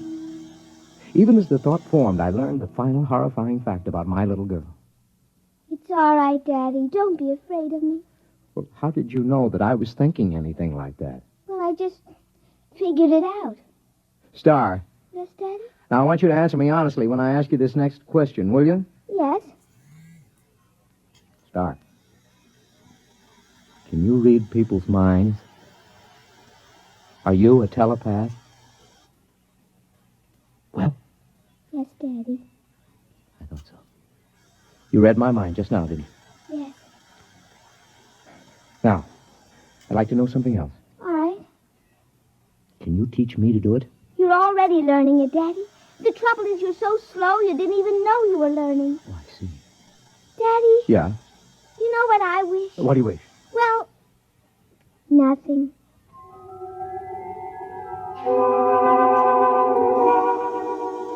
All the same, I knew exactly what she was wishing. She was wishing for a companion whose mind would match her own. You see, I was becoming telepathic. Just a minute. Well, hello. Is your little girl home? Yeah, she's upstairs. Who are you? I'm Robert. Robert who? Robert Howell. My mother and father moved next door yesterday. Oh, well, come in, Robert. I'd like to play with your little girl. How'd you know I had a little girl? Oh, I just know. Oh, I see. And how old are you? I'm 6. Well, I'll ask Star to come downstairs. I'm sure she'll be glad to see you. Yes, she will. Tell me, Robert, are you a tween or a bride? Oh, I'm a... What did you say, Mr. Holmes? Nothing.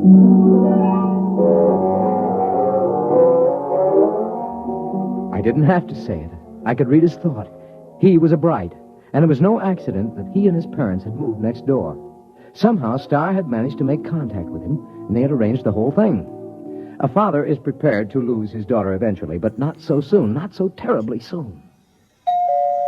Coming. Oh, hello, Ruth. Something wrong? I was just looking for Bobby. I thought he was over here playing with Star. Well, I thought they were over at your place. I don't understand it. I have noticed that they've been disappearing for a couple of hours almost every afternoon. Well, I suppose they'll turn up again. They know better than to cross the street by themselves. They're too little for that. If they come here first, tell them to come over and have some milk and cookies. Yeah, I'll do that. Oh, by the way, this must belong to your Star. Oh, what's that? Oh, some sort of coin or medal or something. I found it out in the backyard after Star and Bobby were playing. It looks brand new. Let's have a look. Oh, is something wrong? Did you say you found this in your backyard? Yes. What is it? I don't know. Well, I've got to get back. Bill will be getting home for dinner soon, so see you later. Yes.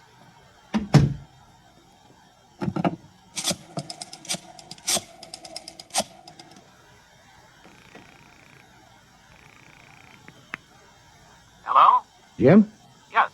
Do you have a portable spectrophotometer? Well, sure, we've got a dozen here at the lab. Pack one up and get over here right away, will you? Well, Pete, I don't quit till 5. Look, do as I say, huh? It's important. Well, okay.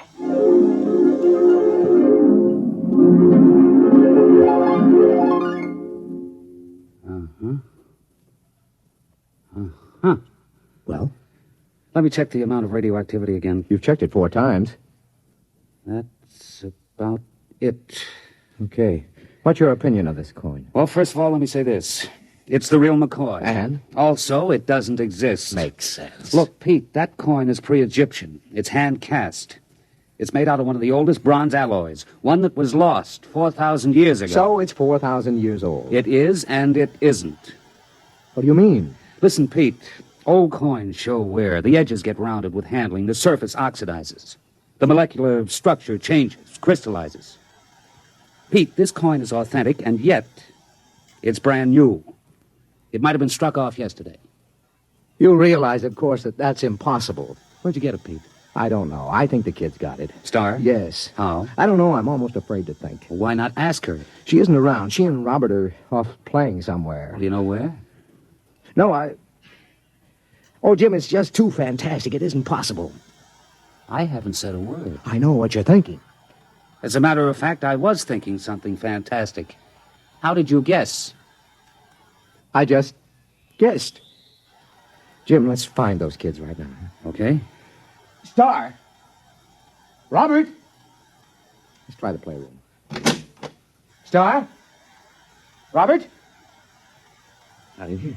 Let's try back here. I hear something. What? Pete, it's coming from the room we were just in. That's impossible. There's no place they could have hidden. I'm going to open that door. Peekaboo, Uncle Jim. There they were, in the middle of the playroom, holding hands, a little shamefaced, a little defiant. Star, Robert, where have you been? Now, I know you weren't in this room a few seconds ago, and there are no windows you could get through. Well? It's nothing, Daddy. We just went a little way. That is not answering me. Where did you go? You see, Star, we've found this coin. Come on. I shouldn't have to tell. You're both just tweens. Star, I'm still your daddy. Even Brights have feelings about their parents. Now. I tried to ESP you, Daddy. Does she mean extrasensory perception? Yes. You just don't ESP good, Daddy. Robert does it very nicely. He can always find me when I hide. That's 'cause you don't have much imagination. I do, too. Yeah, but you always have to look at a book to ESP what's in it so you leave an ESP smudge. I just look at where you left the smudge, and I go to that place, and that time, and there you are. Oh, but that's cheating. It isn't. You just haven't got imagination. You can't teleport yourself to a place that hasn't been. I can, too. What about the moon people? They haven't been yet. Oh, Star, they have, too. Not for your daddy, they haven't, but for the things from Arcturus. The moon people were about 10 million light years ago. Now, wait a minute, kids. Hold on. Jim, have you been listening to this? I think I heard it. Now, look, kids. You're either playing a big joke on us older folks, or you've actually figured out a way to travel to places in the past. Right? And in the future, too, Daddy. Star, could you tell us how you do it? It would be easier if I could ESP it to you. Well, just pretend we're stupids and tell us in words. Well, you remember the Mobius strip? I remember. She made it about a year ago, Jim. Well, you join the ends of a strip of paper with a half twist to make one surface. Then you take a sheet and give it a half twist so you can join the edges together all over. That's Klein's bottle. Oh, you know about that. Yes, we know that. Go on. Well, then you take a cube. You imagine a cube, and you twist it. Tesseract? Shh, go on, Star. And you ESP the twisted cube all together the same way you did Klein's bottle. Now, if you do that big enough, all around you, so you're sort of folded into it, you can teleport yourself any place you want to go. And that's all there is to it. Jim, what do you think? I need another drink, Pete. A big one.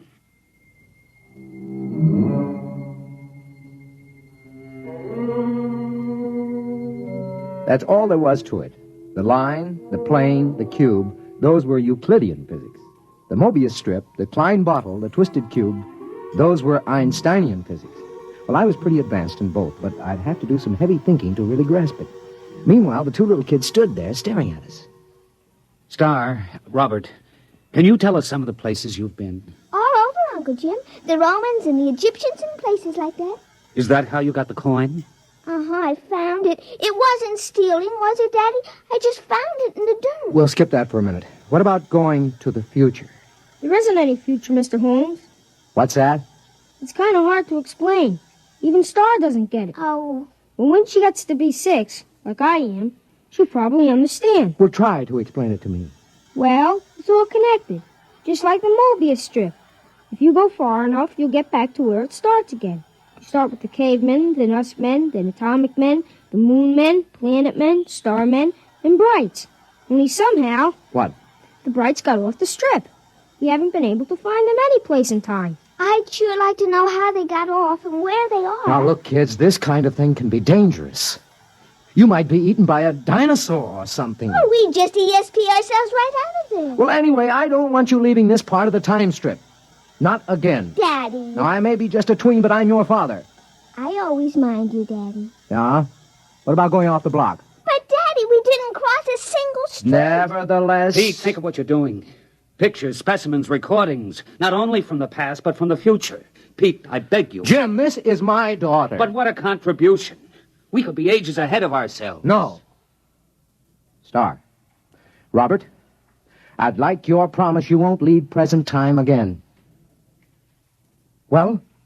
Okay. Okay. All right. Now run along. Robert's mother has some cookies and milk for you. Okay. See you later, Daddy. Meet you there. That was a movie. Jim, I'm sorry. Well, I suppose if I had a daughter. Are you going to report this? And have everybody give me the horse laugh? I may be just a tween, Pete, but I'm not an utter fool. It took me almost 6 months to do it. I don't know how many times I visualized a cube and ESP did a half twist and tried to seal the edges around me. And then once there was a flash, just for an instant. I was concentrating on Caesar's triumphant march into Rome. And for the briefest instant, there it was. I was standing on a roadway watching, and then it vanished. Hey. Hi, Daddy. What are you two characters plotting? Nothing, Daddy. Well, I'm going to my study for a while. Star, Yes, Daddy. you remember your promise about not leaving present time, don't you? Yes, Daddy. You going to keep it? Yes, Daddy. Okay. I'm holding you to it.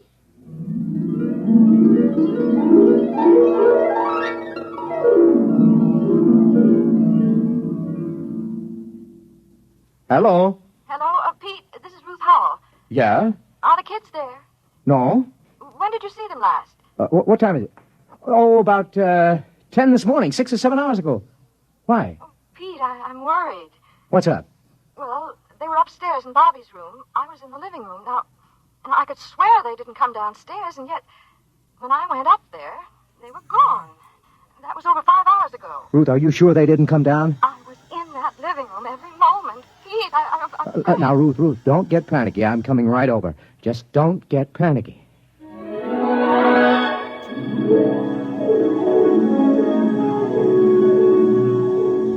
There wasn't a trace of them. Well, that isn't exactly true. Remember what Robert had said about Star leaving an ESP smudge? Well, I was able to catch it in Robert's room. It had something to do with where the Brights went when they got off the time strip. That's it, of course. They wouldn't disobey by leaving present time. But isn't it possible that there is more than one present time? Isn't it possible that another now coexists with ours? That's the clue, of course. I'm going to call the police, Pete. I don't think it'll do any good. But we've got to find them. They'd have come back by now. Yes, if they could. What do you mean? Nothing. Well, what are you going to do? I'm going back to my study to think. To think? Aren't you going to look for them? I have to figure out where to look. Well, I'm not going to sit around doing nothing. I'm calling the police.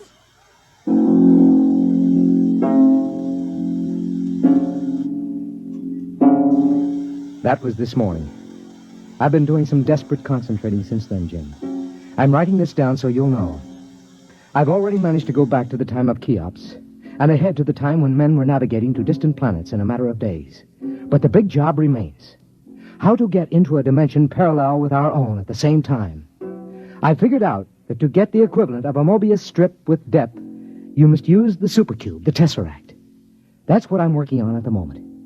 If I succeed, there is a possibility I may not be able to get back.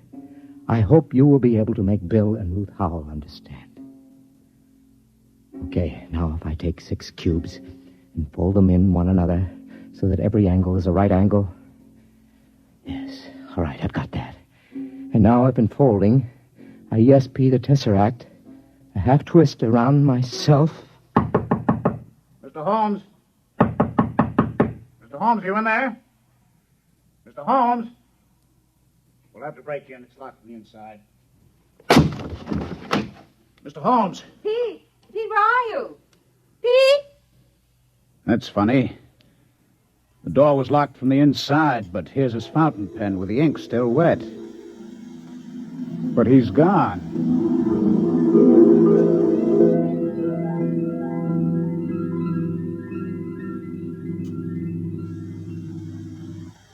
You have just heard X-1, presented by the National Broadcasting Company in cooperation with Galaxy Science Fiction Magazine, which this month features the final installment of Frederick Pohl's novel, Slave Ship, story of a world engaged in the wildest of all possible non-wars, where the order of the day was even wilder still. Spare every animal and throw the men to the wolves. Galaxy Magazine, on your newsstand today. Tonight, by transcription, X-1 has brought you StarBright, a story from the pages of Galaxy written by Mark Clifton and adapted for radio by George Lefferts. Featured in the cast were Sarah Fussell, Lawson Zerby, Bill Quinn, Billy Harris, Ralph Bell, and Kate Wilkinson. Your announcer, Fred Collins. X-1 was directed by Daniel Sutter and is an NBC Radio Network production.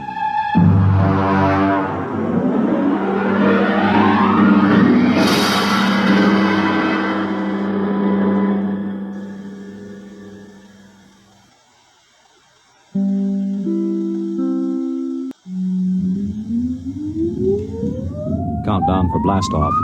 X-5, 4, 3, 2, X-1, fire.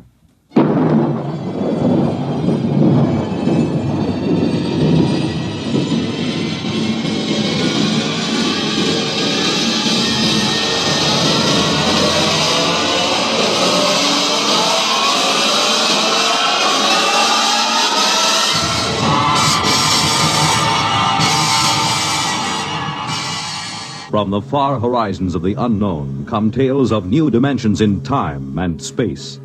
These are stories of the future, adventures in which you'll live in a million, could be years, on 1,000 maybe worlds.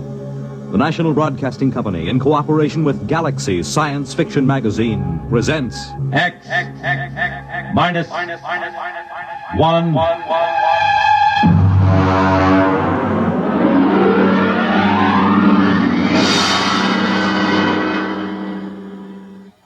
Tonight, End as a World by F.L. Wallace.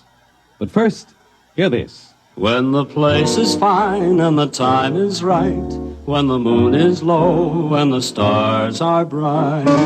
You make it Pabst, 'cause Pabst makes it perfect. Yes, Pabst makes it perfect. Just as we always have ever since 1844. So next time, you make it Pabst, because Pabst makes it perfect. America's Blue Ribbon Beer from the Pabst Brewing Company, Milwaukee, Wisconsin. Yes, Pabst makes it perfect.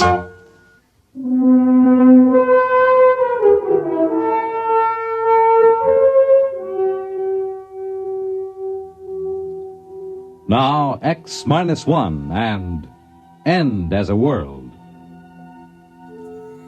I saw it on the doormat in the front porch. The boy had made a lucky throw and the paper was spread out neatly on the doormat facing me as I came out of the screen door. The headline was black across the top. They used the big type, the kind they use for presidential elections or when the town all-star Little League team won the national championship. I stood and looked at it through the screen door. I hadn't quite rubbed the sleep out of my eyes, so first all I saw was the little boxes of the screen. And then suddenly my eyes snapped into focus and I read it. This is the day the world ends.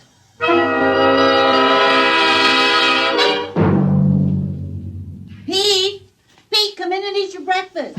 Just a minute, Ma. Now, you leave the newspaper alone. You can read it later. Come on now, the eggs are getting cold. Yeah, but Ma, it's today.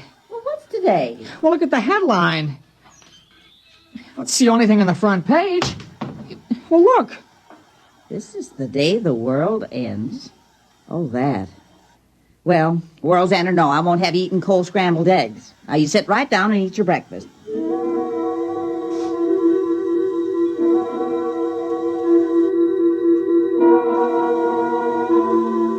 I brought the newspaper into the breakfast table. I turned to the sports page. The Dodgers were winning or losing, I forget which, and UCLA was strong and was going to beat everybody they met that fall. An H-bomb had been tested in the middle of the Pacific, blowing another island off the map, just as if we had islands to spare. Ordinarily, that would be on the front page, but not today. Now, don't get the newspaper in the egg yolk. All right, Ma. Want some toast? Peter, do you want some toast? All right, Ma.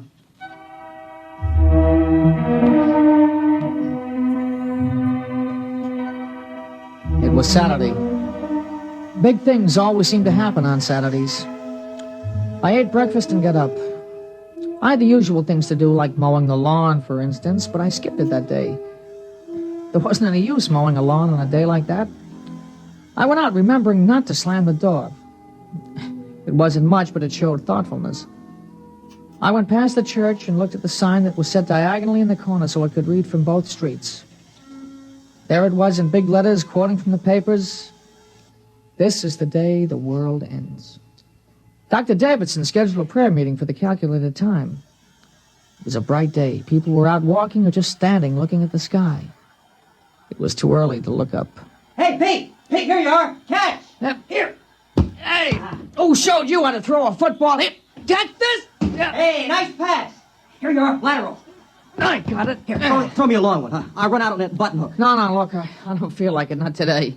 What do we do? Oh, listen, the new issue of Popular Rocketry came in down at Grover's. Yeah, I saw it. Well, we could go down and see Howie. All right. Pete?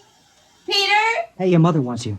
Yeah, what is it, Ma? Now, don't go too far. I've got some things I want you to do. What?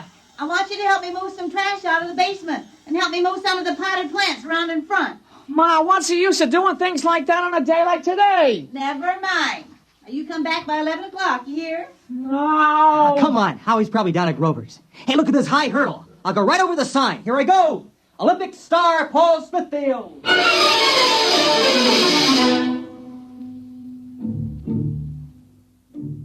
He went up over the sign easily. Paul's on the track team in high school. I looked at the sign again as he went over the top. This is the day the world ends. They never said more than that, not in the newspapers or in the signs painted on the brick walls. They wanted it to hang in our minds, something we couldn't quite touch, but we knew was there. We walked along down Green Street toward Grover's. What do you think of it? What? You know, today. I don't know. What about you? We got it coming. Yeah, but will we get it? I don't know. Hey, look. It's going to be nice and bright today. Yeah, it is now. Might cloud over. Yeah, it won't matter. It'll split the sky when it comes. Hey, you hear the new song? Some disc jockey wrote it. I love you, love you. Hey, it sounds awful. Now listen. I love you, till the day the world ends. I love you, till my heartbreak mends. And a lot more guff like that. You know, it seems awful. I mean, making a song on a thing like that, you'd think they'd have more respect. Well, why shouldn't they cash in on it? How about that contest on TV? What will you do on the day the world ends? In 25 words or less. You know, some people will do anything for a buck. Yeah. You think they'd have some, I don't know, some understanding of how important it is. Well, they do. You should see the souvenir stands on Main Street. You know, pennants saying the end of the world, stuff like that. That's disgusting. Grover's has an end of the world Sunday. Joey Tripp had one last night. It was really the end. Yeah, he's a pig. Yeah, it sure is. Boy, it was really something. With nuts on top.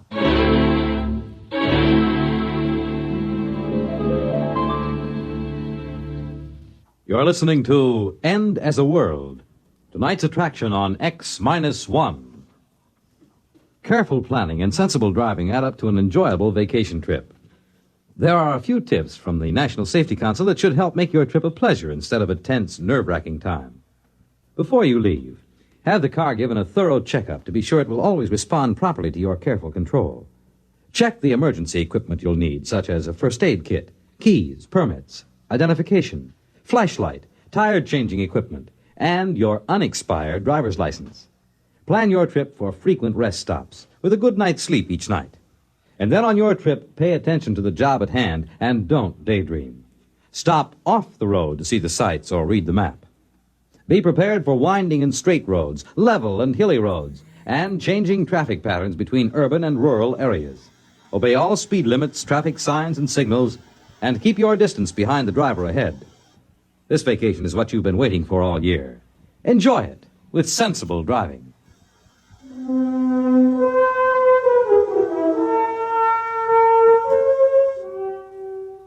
Now back to X-1 and EndAsAWorld. We went on to find Howie. He's a little guy, but he can throw a football further and faster than anybody else on the team. Howie was carrying a model of a rocket ship, carbon dioxide powered. Hey, let's see the model, Howie. Doesn't work. Well, what'll we do? I don't know. We could play Salugi. No, I left the football over at Pete's. Oh, might as well just sit down on the grass. Okay. Hey, I wonder if it'll really come. Yeah, where will the president watch it from? He should have a good view from the White House. No better than us right here. What about Australia? Will they see it over there? They'll see it all over. Africa, too. And what about the Eskimos? Doesn't matter whether they actually see it or not. It'll come to everyone at the same time. Yeah, how about that? Everybody. Not just in this town, but all over. Wherever there are people and even where they're not. You know what I keep thinking about? What? I keep thinking about the man who made the H-bomb. I bet he felt silly and spiteful blowing up an island.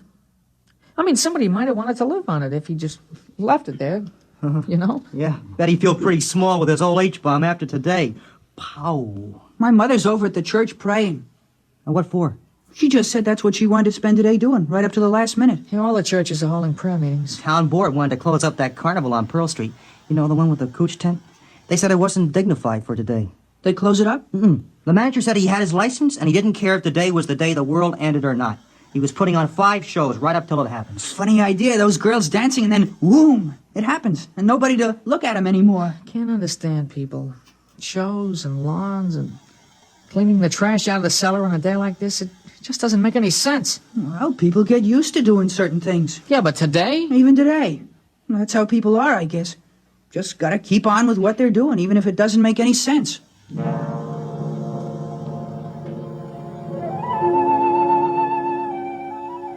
Now, we talked about it for a while, but we talked it out long ago. There was really nothing new we could say. Every once in a while, we'd look up at the sky, but it wasn't going to come until it got here. Finally, I went home for lunch. Now, you sit still and eat your lunch. Oh, Ma. It'll happen without your help. It's going to be all right. You think so? I think so. I'll give you your allowance now. Yeah, but Ma, it's only Saturday. I don't get my allowance Well, until... I'll give it to you today anyway. You might as well spend it this afternoon downtown. Gee, thanks, Ma. All right, I won't keep you over lunch. You can run uptown and watch it from there. Okay, Ma. You gonna go? Of course I'm not. Why should I get into that mob? I can watch it just as well from here.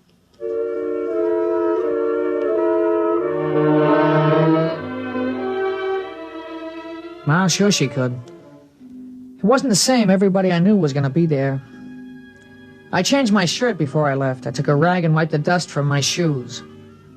I wasn't trying to be fussy or dressed up or anything. I just thought I should do it. I walked uptown slow because there was lots of time to kill. There was shade and sun on the streets and a few big clouds in the sky. I never knew how slow a day could pass. I suppose I should have slept late in the morning and kept busy doing something. Well, this was worse than putting on a uniform and waiting till game time. At least there was a coach on the field to let you know what to do as you ran through the drill.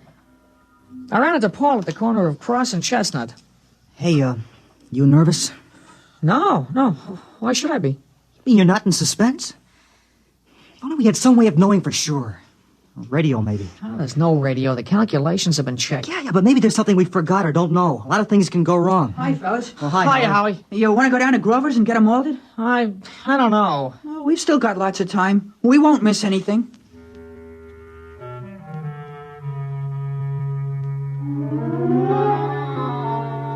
We all went down and had malteds at Grover's. The television was on. They were showing a street in India with people looking up. They flashed all around to Italy, China, and Brazil. Except for their clothes, it wasn't much different from here. They were all looking up.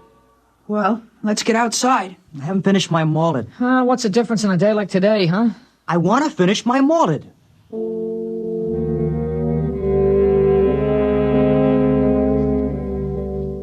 Outside, I noticed there was a slight overcast.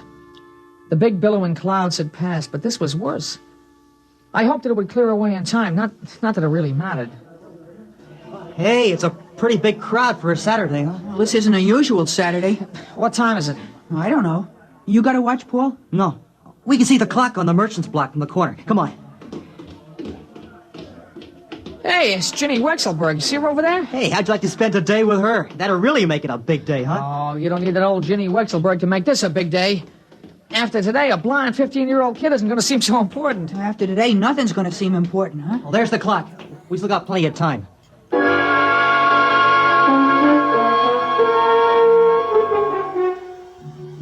We just walked around. A few other kids from school passed by, and we stopped. It was getting closer. The space between the minutes was getting longer and longer. Hey, I'm hungry. I want to go back and get a candy bar. You're crazy. It's almost time. I got a couple of minutes. Look. Well, you just said I'm malted. I don't know. I'm hungry. I mean, I got a right to eat a candy bar before it happens, don't I? How can you think about food? It's only 1 minute. Well, all right. I just wanted to get one last candy bar, that's all. You think we could see better if we went across the street? Doesn't make any difference. It's going to be all over the world.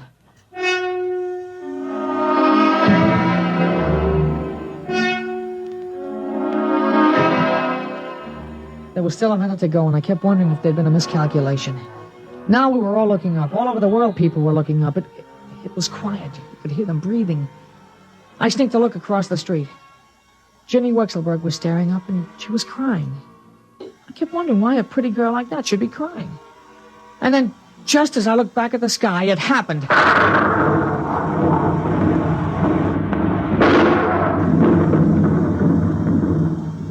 It came, the flash across the skies, a silver streak, the biggest vapor trail there ever was. It went from this side to that side in no time. It split the sky and was gone before the shockwave hit us. Nobody said anything. We stood there and shivered and straightened up after the rumbling sound passed. You know what? It's going to go around the whole world. Well, he did it. Yeah, he did it. Yeah, he sure did. All the way to Mars and back. Safe and right on schedule. You realize that? He did it! He did it! The first trip to Mars! He's back! He's safe!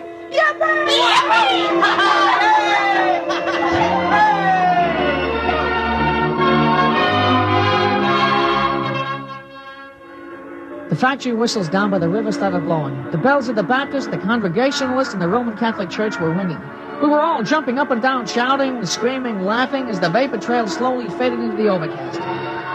I grabbed a hold of somebody next to me, and all of a sudden I realized it was Ginny Wexelberg, and she kissed me, and I kissed her back. And we yelled louder than all the factory whistles. We had a right. It was just like the paper said. This was the day the world ended, and the universe began.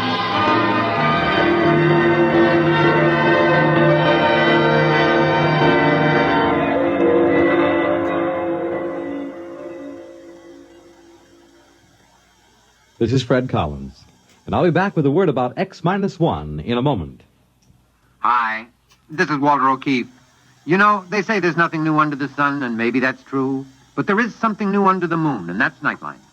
In Nightline, we think we found the way to use the intimacy as well as the lightning-fast maneuverability of radio in an hour-and-a-half package of high-voltage, different entertainment.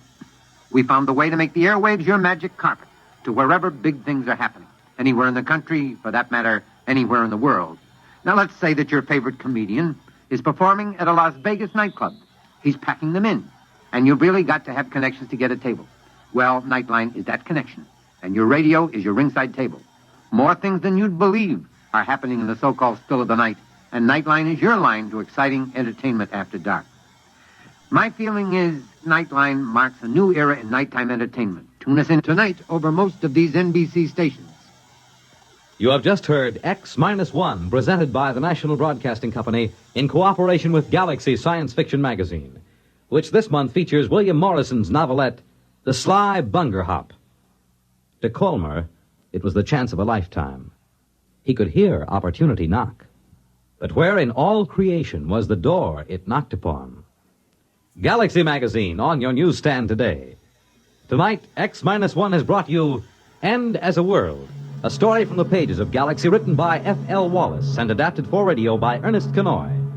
Featured in our cast were Jack Grimes as Pete, Larry Robinson as Paul, Peter Fernandez as Howie, and Alice Yorman as the mother. This is Fred Collins speaking. X-1 was directed by Daniel Sutter and is an NBC Radio Network production.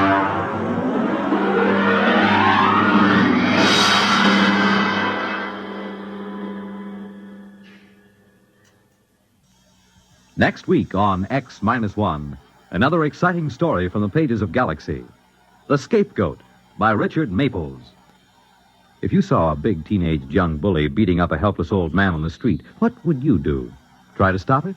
Or save your own neck by just walking away? Well, this is the story of a man who did stop it. Of a newspaper reporter who not only rescued the old man, but took him home, hoping to develop a good angle for the newspaper series he was writing on juvenile delinquency. The scapegoat tells of what happened then, of the terrible threat posed by this seemingly harmless old man to the unsuspecting reporter and his family. Be sure to hear it next week on X-1. Wondering what the weather will be like tomorrow night? Will it be cool? Will it be hot? Will it rain or not? Well, don't give it another thought, because NBC's Monitor has a weatherproof evening plan for you with excursions to 3 world-famous underground scenic spots. You'll go roving with Monitor on a 2.5-mile trip through Marble Cave in Missouri. You'll listen to the music of a stalactite organ in Luray Caverns, Virginia. And you'll visit the historic catacombs of Rome. Between trips underground, you'll hear another merry report on his vacation tour of Europe by comedian Jonathan Winters. And you'll rub elbows with international celebrities at a unique party in Toots Shor's famous restaurant in New York. There'll be music and news, too. In fact, there'll be something for everybody on Monitor. So start your weekend right with Monitor Friday night, and stay with Monitor all weekend long. Nightline takes you to wherever exciting, interesting, and entertaining things are happening. Tonight, over most of these same NBC stations.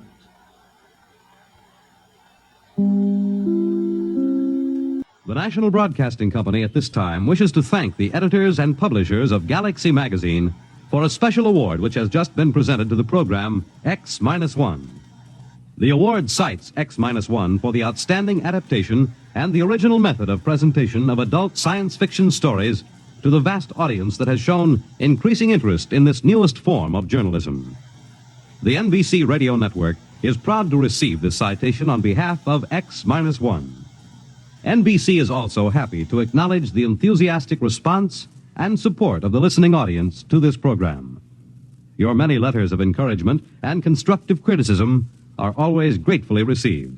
Your criticisms carefully noted, and whenever possible, your suggestions acted upon. Please listen at the end of this program for a special free offer. And now, X-1. Countdown for blast off. X-5, 4, 3, 2, X-1, fire.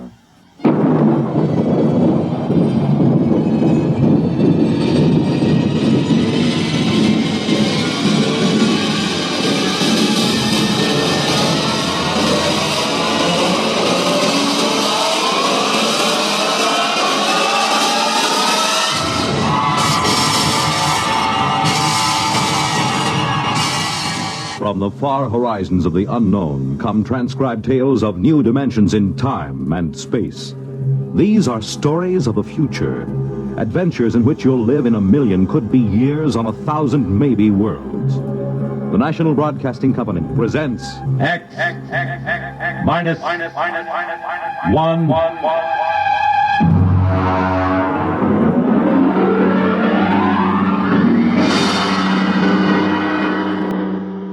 Tonight's story, Protective Mimicry, by Algis Budrys.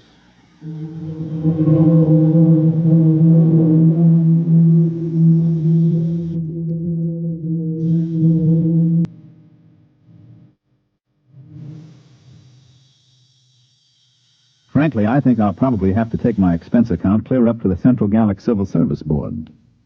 My friends tell me to forget it, but take it from me, a rap in the credit book like this isn't easy to laugh off. Not on a grade 4 civil service pay scale. So I've made my beef out in quadruplicate and filed it. Usually a special agent in United Galactic Federation's Department of the Treasury, Investigations Division, Currency Section, doesn't have much trouble with his swindle sheet. But this one's a corker. To understand, you gotta know how they make the stuff. The Ungallic Mint is in New Geneva on Canopus 3. I remember I went around with the 40 Deci credit tour when I first joined the staff. The guide was a cute little brunette from one of the Rim stars who was later fired following an annual Pan-Solstice office party. I didn't pay much attention to her spiel. She was dressed in the new Neo-Minoan style, but I got the general idea. This is a demonstration machine, of course, but you will notice the indestructible fiber coming off that spool at the right. It goes into the slot in the machine there. Now, if you'll pass along, you see it goes between those 2 rollers through 6 or 7 chemical baths. No, I'm not sure what chemicals. That's restricted information. It's stamped, analyzed for flaws, dyed, and then run through this unit here. This is the most carefully guarded part of the process. The unit is removed from the plant each night and locked in the deep space vault on the satellite station directly overhead. After the strip emerges here, it is chopped into convenient lengths and carefully removed into armored cars. It is called money. Well, what does that secret unit do? Well, that's a very good question. You see, the currency is non-defacable, fireproof, immune to wear, weather, and water. But the most important thing is an electronic pattern impressed into the fiber by that secret pattern. You all know when you cash a bill, it is passed over an electronic plate that reads the pattern. If the serial number and the pattern match, but if they don't, well, first I'll put an ordinary credit note over the beeper. There. Perfectly good. Now, a simulated counterfeit bill without the electronic pattern. Well, now, that wouldn't fool anybody long, would it? Could anybody duplicate that electronic pattern? Well, that's a very good question. Only the government has the equipment to put that in. Your currency is safe and sound. Don't you worry about that. Are there any more questions? Yeah. How about a drink after the tour? Well, that... Oh, that's a very good question.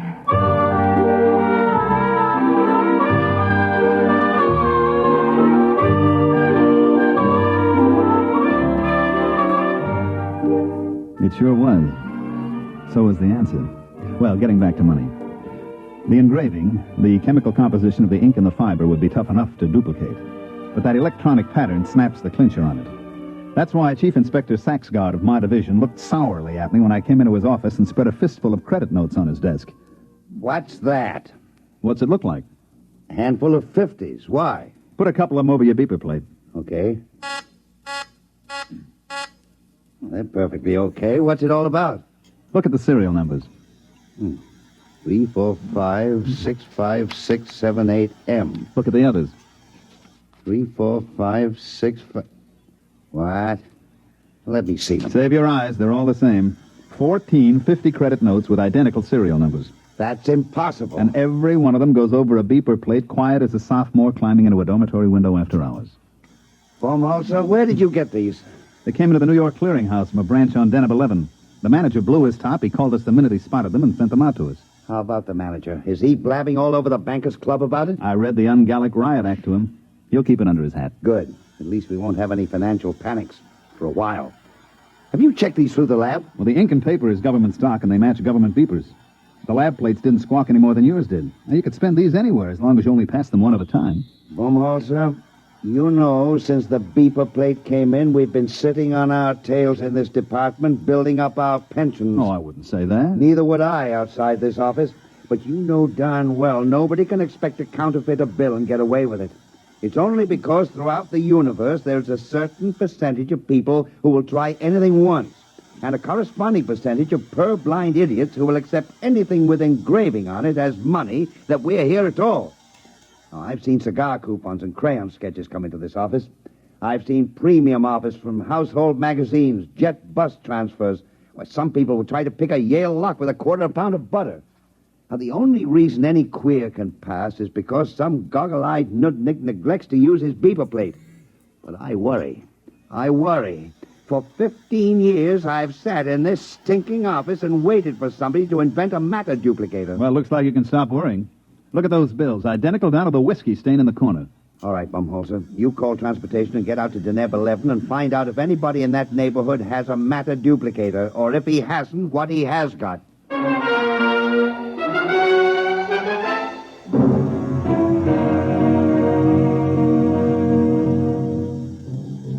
I picked up the department shuttle to the satellite and made fair connections up to Deneb 11.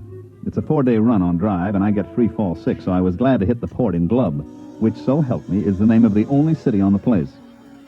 Deneb 11 is what we call in the department a mudball. It's a jungle world with an atmosphere like a swatch of Harris tweed. I was smoking a cigarette when I got off the shuttle, and the air I pulled in made the smoke taste like well-decayed leaf mold. I was wringing wet 2 minutes after I left the air-conditioned port. I noticed the local costume would get you arrested on any beach in the galaxy, but it didn't matter since there's nothing titillating about pasty skin dripping with weary perspiration.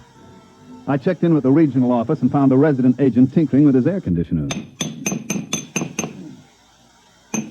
Hi, Baumholzer. You know anything about the sealed power pack on this condenser? Yeah, if you keep banging at it like that, you'll crack the seal on the atomic shielding, and your posterity will thank you. 3 heads at a time. Oh, I guess I better not fool with it.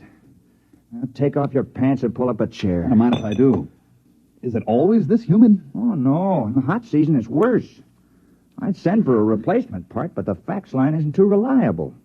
The last time I sent for a SEAL unit, they shipped back an overaged sea lion. Yeah, I know. I was on Polar Station on Ganymede when my heater element broke down. I faxed for 3 feet of element, and they shipped me back 3 fetal elephants. Yeah. Well, I suppose you're here about the queer bills, huh? Yeah. Got any lines on it? Well, my orders will lay off and let the central office handle it. Be my guest. Any ideas? No. Where do you figure to start? Well, this is the only city. I'll have to check it out. Have you got a list of authorized beeper plates? Somewhere. Let's see here. Oh, look out. Why? There's a whittle fly on your arm. Hey, how does a thing that size get through the filters? Insects on denim are tricky. This one is a non-filterable virus in the larval stage, then it blows up to this size. Carve his initials in your arm if he gets a good bite. That's why it's called a whittle fly.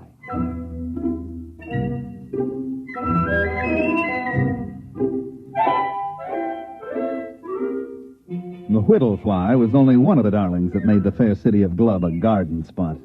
They had one cute little tyke called the laboratory beetle, because when he bit you, he typed your blood and followed you around for days getting refills.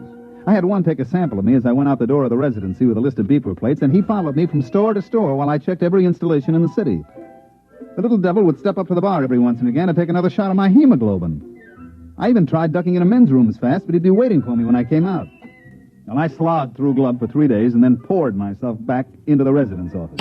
Did he come in? Who? The laboratory beetle. No, they usually hang around in the hall and wait. Sometimes when I've got a poker game going, you can see 3 or 4 of the little angels buzzing around outside waiting like chauffeurs outside the opera. Wow. They draw a blank? Well, I found 7 defective beeper plates, but nobody remembers any queer bills being passed. You know, who checks serial numbers? They must have come in one at a time. And the clerks at the bank always were out to lunch and referred me to the next guy. You got any lotion for insect bites? Desk drawer. In a way, the beeper plates make it tougher. Nobody even looks at the bills anymore. Just throw them over the plate, and if no bells ring, it's okay. Well, how about the other angle? Matter duplicator? I checked invoices and purchase records. Nobody's been buying electronic parts that can't account for every tube. I thought I had something. One fellow bought 12 of those giant lithium cathode tubes, but it turned out his wife was having them wired as lamp bases. Well, I better be going. I hate to keep my little insect friend out there in suspense as to cocktail time. You got another lead? Yeah, I found a bar that makes a Tom Collins with real lemon juice instead of battery acid.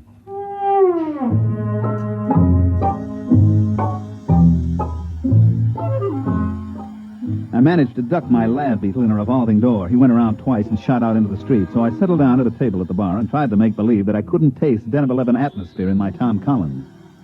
I was chewing on an ice cube when I looked up. Mr. Baumholzer? That's right. I want to talk to you about money.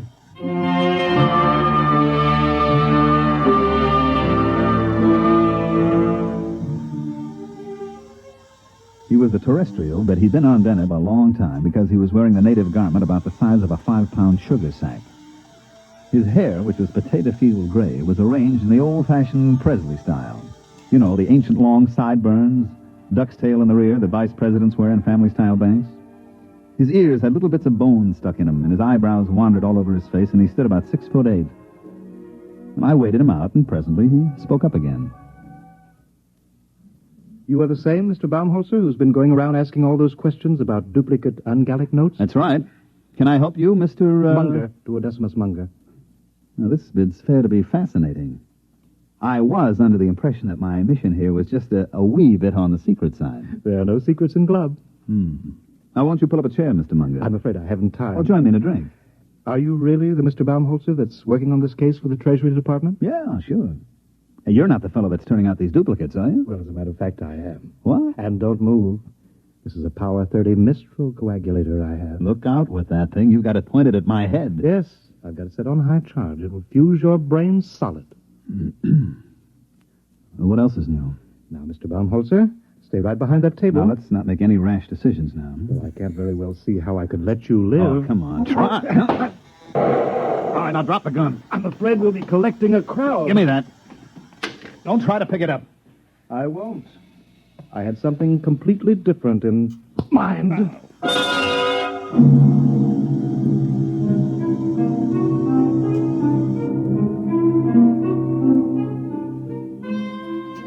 Just like in those ancient legends the archaeologists keep digging up, the ones with the hard-boiled detective and the beautiful blonde, I felt the traditional roof fall in on the back of my head.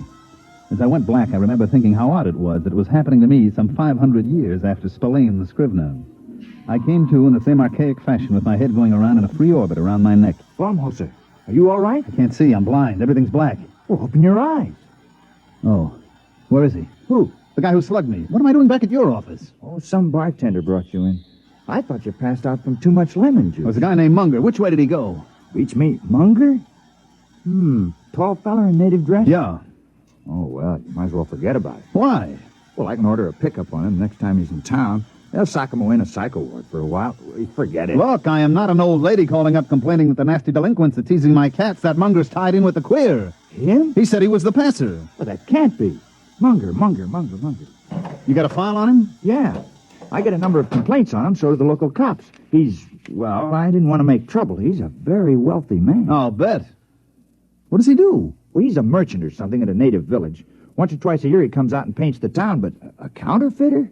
I would like to talk to him again with the Mistral in my hand. He had a Mistral? Well, that's a violation of a municipal ordinance. You're supposed to check him at the quarantine. Look, I'm not investigating parking tickets and violations of the anti-noise laws. This is a counterfeiting case. Now, do you know where I can find him? Well, he's probably gone back to his village. Where's that? Out in the jungle. All right, get out your rubbers, friend. We're going out after him. Suppose you fill your bathtub full of mud, build a fire under it, turn on the shower, and crawl in and wallow a little.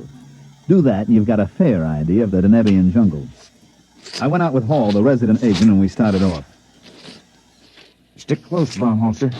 Visibility is about 10 feet. I'll eat everything I can see within 10 feet. Ow! What happened? I walked into a tree. Help me up out of the mud.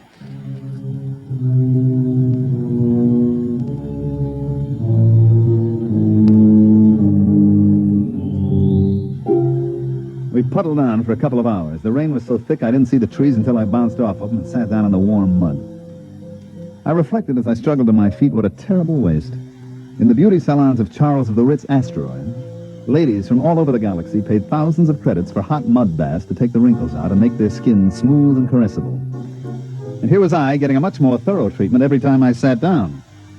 They issue a lot of special equipment from department stores, and it all functioned perfectly. My neo-latex galoshes were fine, but stuck in the mud. My Minipower goggles and wipers kept my eyes clear, but they didn't keep me from crashing into every tree. My leak-proof sportsman's flashlight stayed dry as a bone, but powerful as it was, it couldn't light up more than 3 feet in the pelting rain. Hall, the resident, led the way, consulting a compass and a waterproof map, and finally we stopped, and I noticed that there wasn't any rain coming down on me. It's a rain shelter. The natives build them. Kind of, huh? Well, they're on all the trails. If you go more than a day in the rain, you go punchy from water drumming on your hat. I believe it. Well, now, don't sit down. You'll sink in. I don't know. Theoretically, a broader base should keep you from sinking, like snowshoes. Well, also increases the suction. I'll stand. How far's Munger's village? Either 2 miles or 22. I can't read the map very well. Hey, wait a minute. Listen. Well, that's the rain. No. You hear that squelching? Somebody's coming. Oh, yeah. From over there. Natives? Maybe. There he comes. We've got first pick on the shelter. It's a native tradition. First come, first dry. Yeah, there's somebody out there, all right. Who's there? Who is it? A friend of mine, Mr. Baumholzer. All right, Munger. Where did you come from? Don't move. I have several friends pointing long spears at your kidney.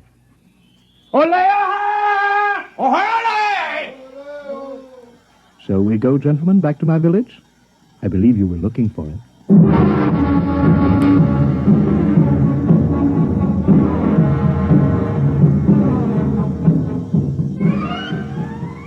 Munger was so intent on me that he didn't seem to notice as Hall sidled off into the darkness, and when he did, he set up a desperate cackle.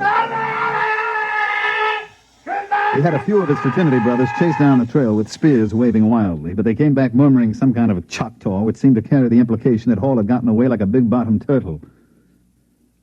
Well, Mr. Baumholzer, your companion's action has saved your life for a while. Yeah, he'll bring back a platoon of Marines, and they'll reduce that village to a bullion cube. We'll just have to hold you as a hostage in case help should arrive. Thanks. At any rate, shall we get back to the village?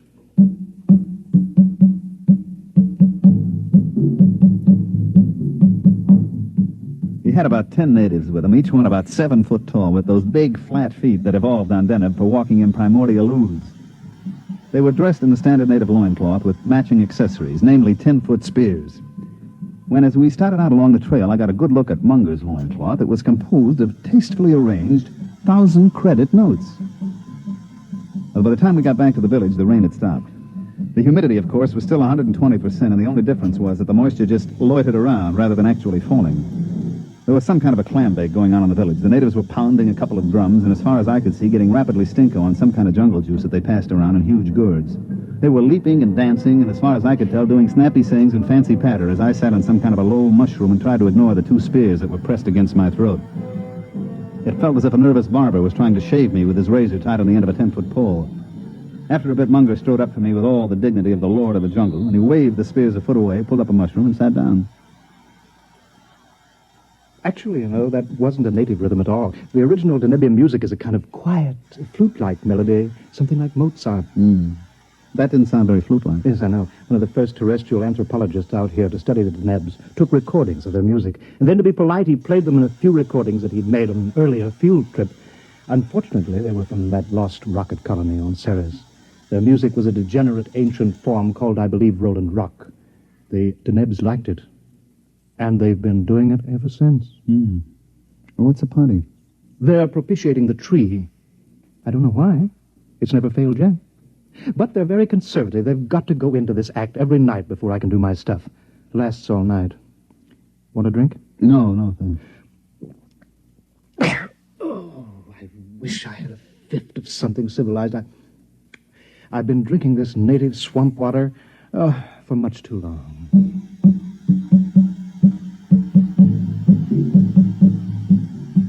He was right.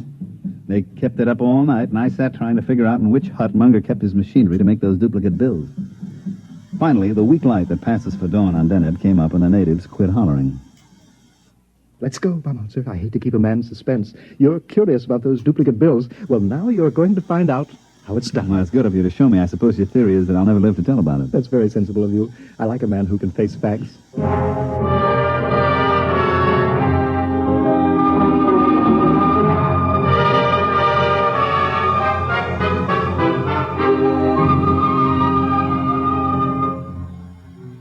We walked across the mud square to the base of a tremendous tree, which I gathered was the guest of honor for last night's shivaree. I still couldn't see the connection, but I was willing to wait. The natives sat around in a deathly hush, and Munger and I stepped forward. You notice? Nothing up my sleeves. As a matter of fact, no sleeves. And not much arm, either. Now, I take this 50-credit note. Care to examine it? Oh, I've seen it, and 14 others like it. Yes, I only use a 1,000-credit bill when the natives need new loincloths. These 50s are a lot easier to dispose of. Oh, I don't know. I traced them to you. But that was a mistake. One of my contacts got a little greedy, spent too many bills in one place. All right. Now, I used to have the natives make a loud noise, but I'll use your gun instead here. You see, I take this bill, fold it, so, and so, and so, and there. What are you making a paper plane for? Just watch. I raise the note in one hand, I aim at the tree, and I fire your gun up in the air. Like this.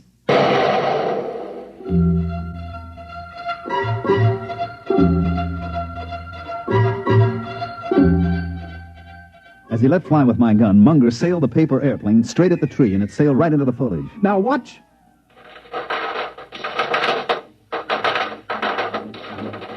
The bill came sailing back out of the leaves, and right behind it came another one. And then the air was filled with paper planes, squadrons, wings, armadas of paper airplanes, each one made up of a folded 50-credit note. They sailed out over the whole village, and Munger set the natives to collecting them and bringing them back. There you are. There'll be several thousands of them. Look. Genuine. Absolutely genuine. And I suppose they'd go over a beeper plate without a tinkle. Startling, isn't it? Protective mimicry. Yes, precisely. You know, I discovered this tree 6 years ago while I was attempting to evade the clutches of the law on a confidence rap. I swung an axe at it to blaze a trail, and 50 axes came bouncing back at me. Well, I never heard of any plant developing mimicry to this extent. I know some plants and animals assume dangerous life forms as a camouflage, but this... Mm-hmm. Well, I'm not a botanist. All I know is that you scare the tree with a loud noise. You throw something at it, and it duplicates what it thinks is the danger. Well, speaking of danger, it doesn't look as if your colleague is bringing any help. Oh, I'll miss your company. Interesting. You'll be shot with your own gun. Now, look, Munger. Don't wriggle. I hate a moving target. What is that? Looks like the cops, Munger, at the edge of the village. Baumholzer, where are We outnumber them. I'll get you anyway. No. You can't run away from me. I'll shoot.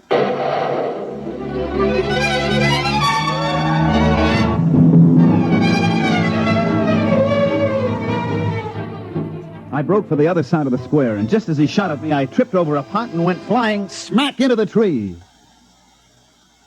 Well, that's about it.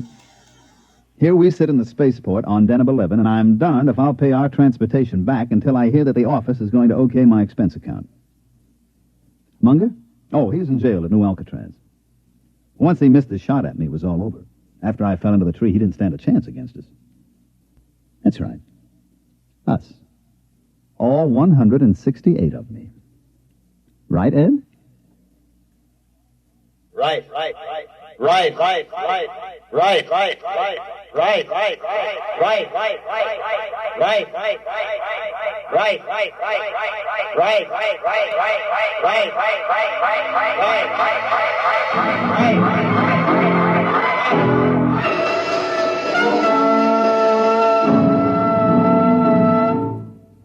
You have just heard X-1.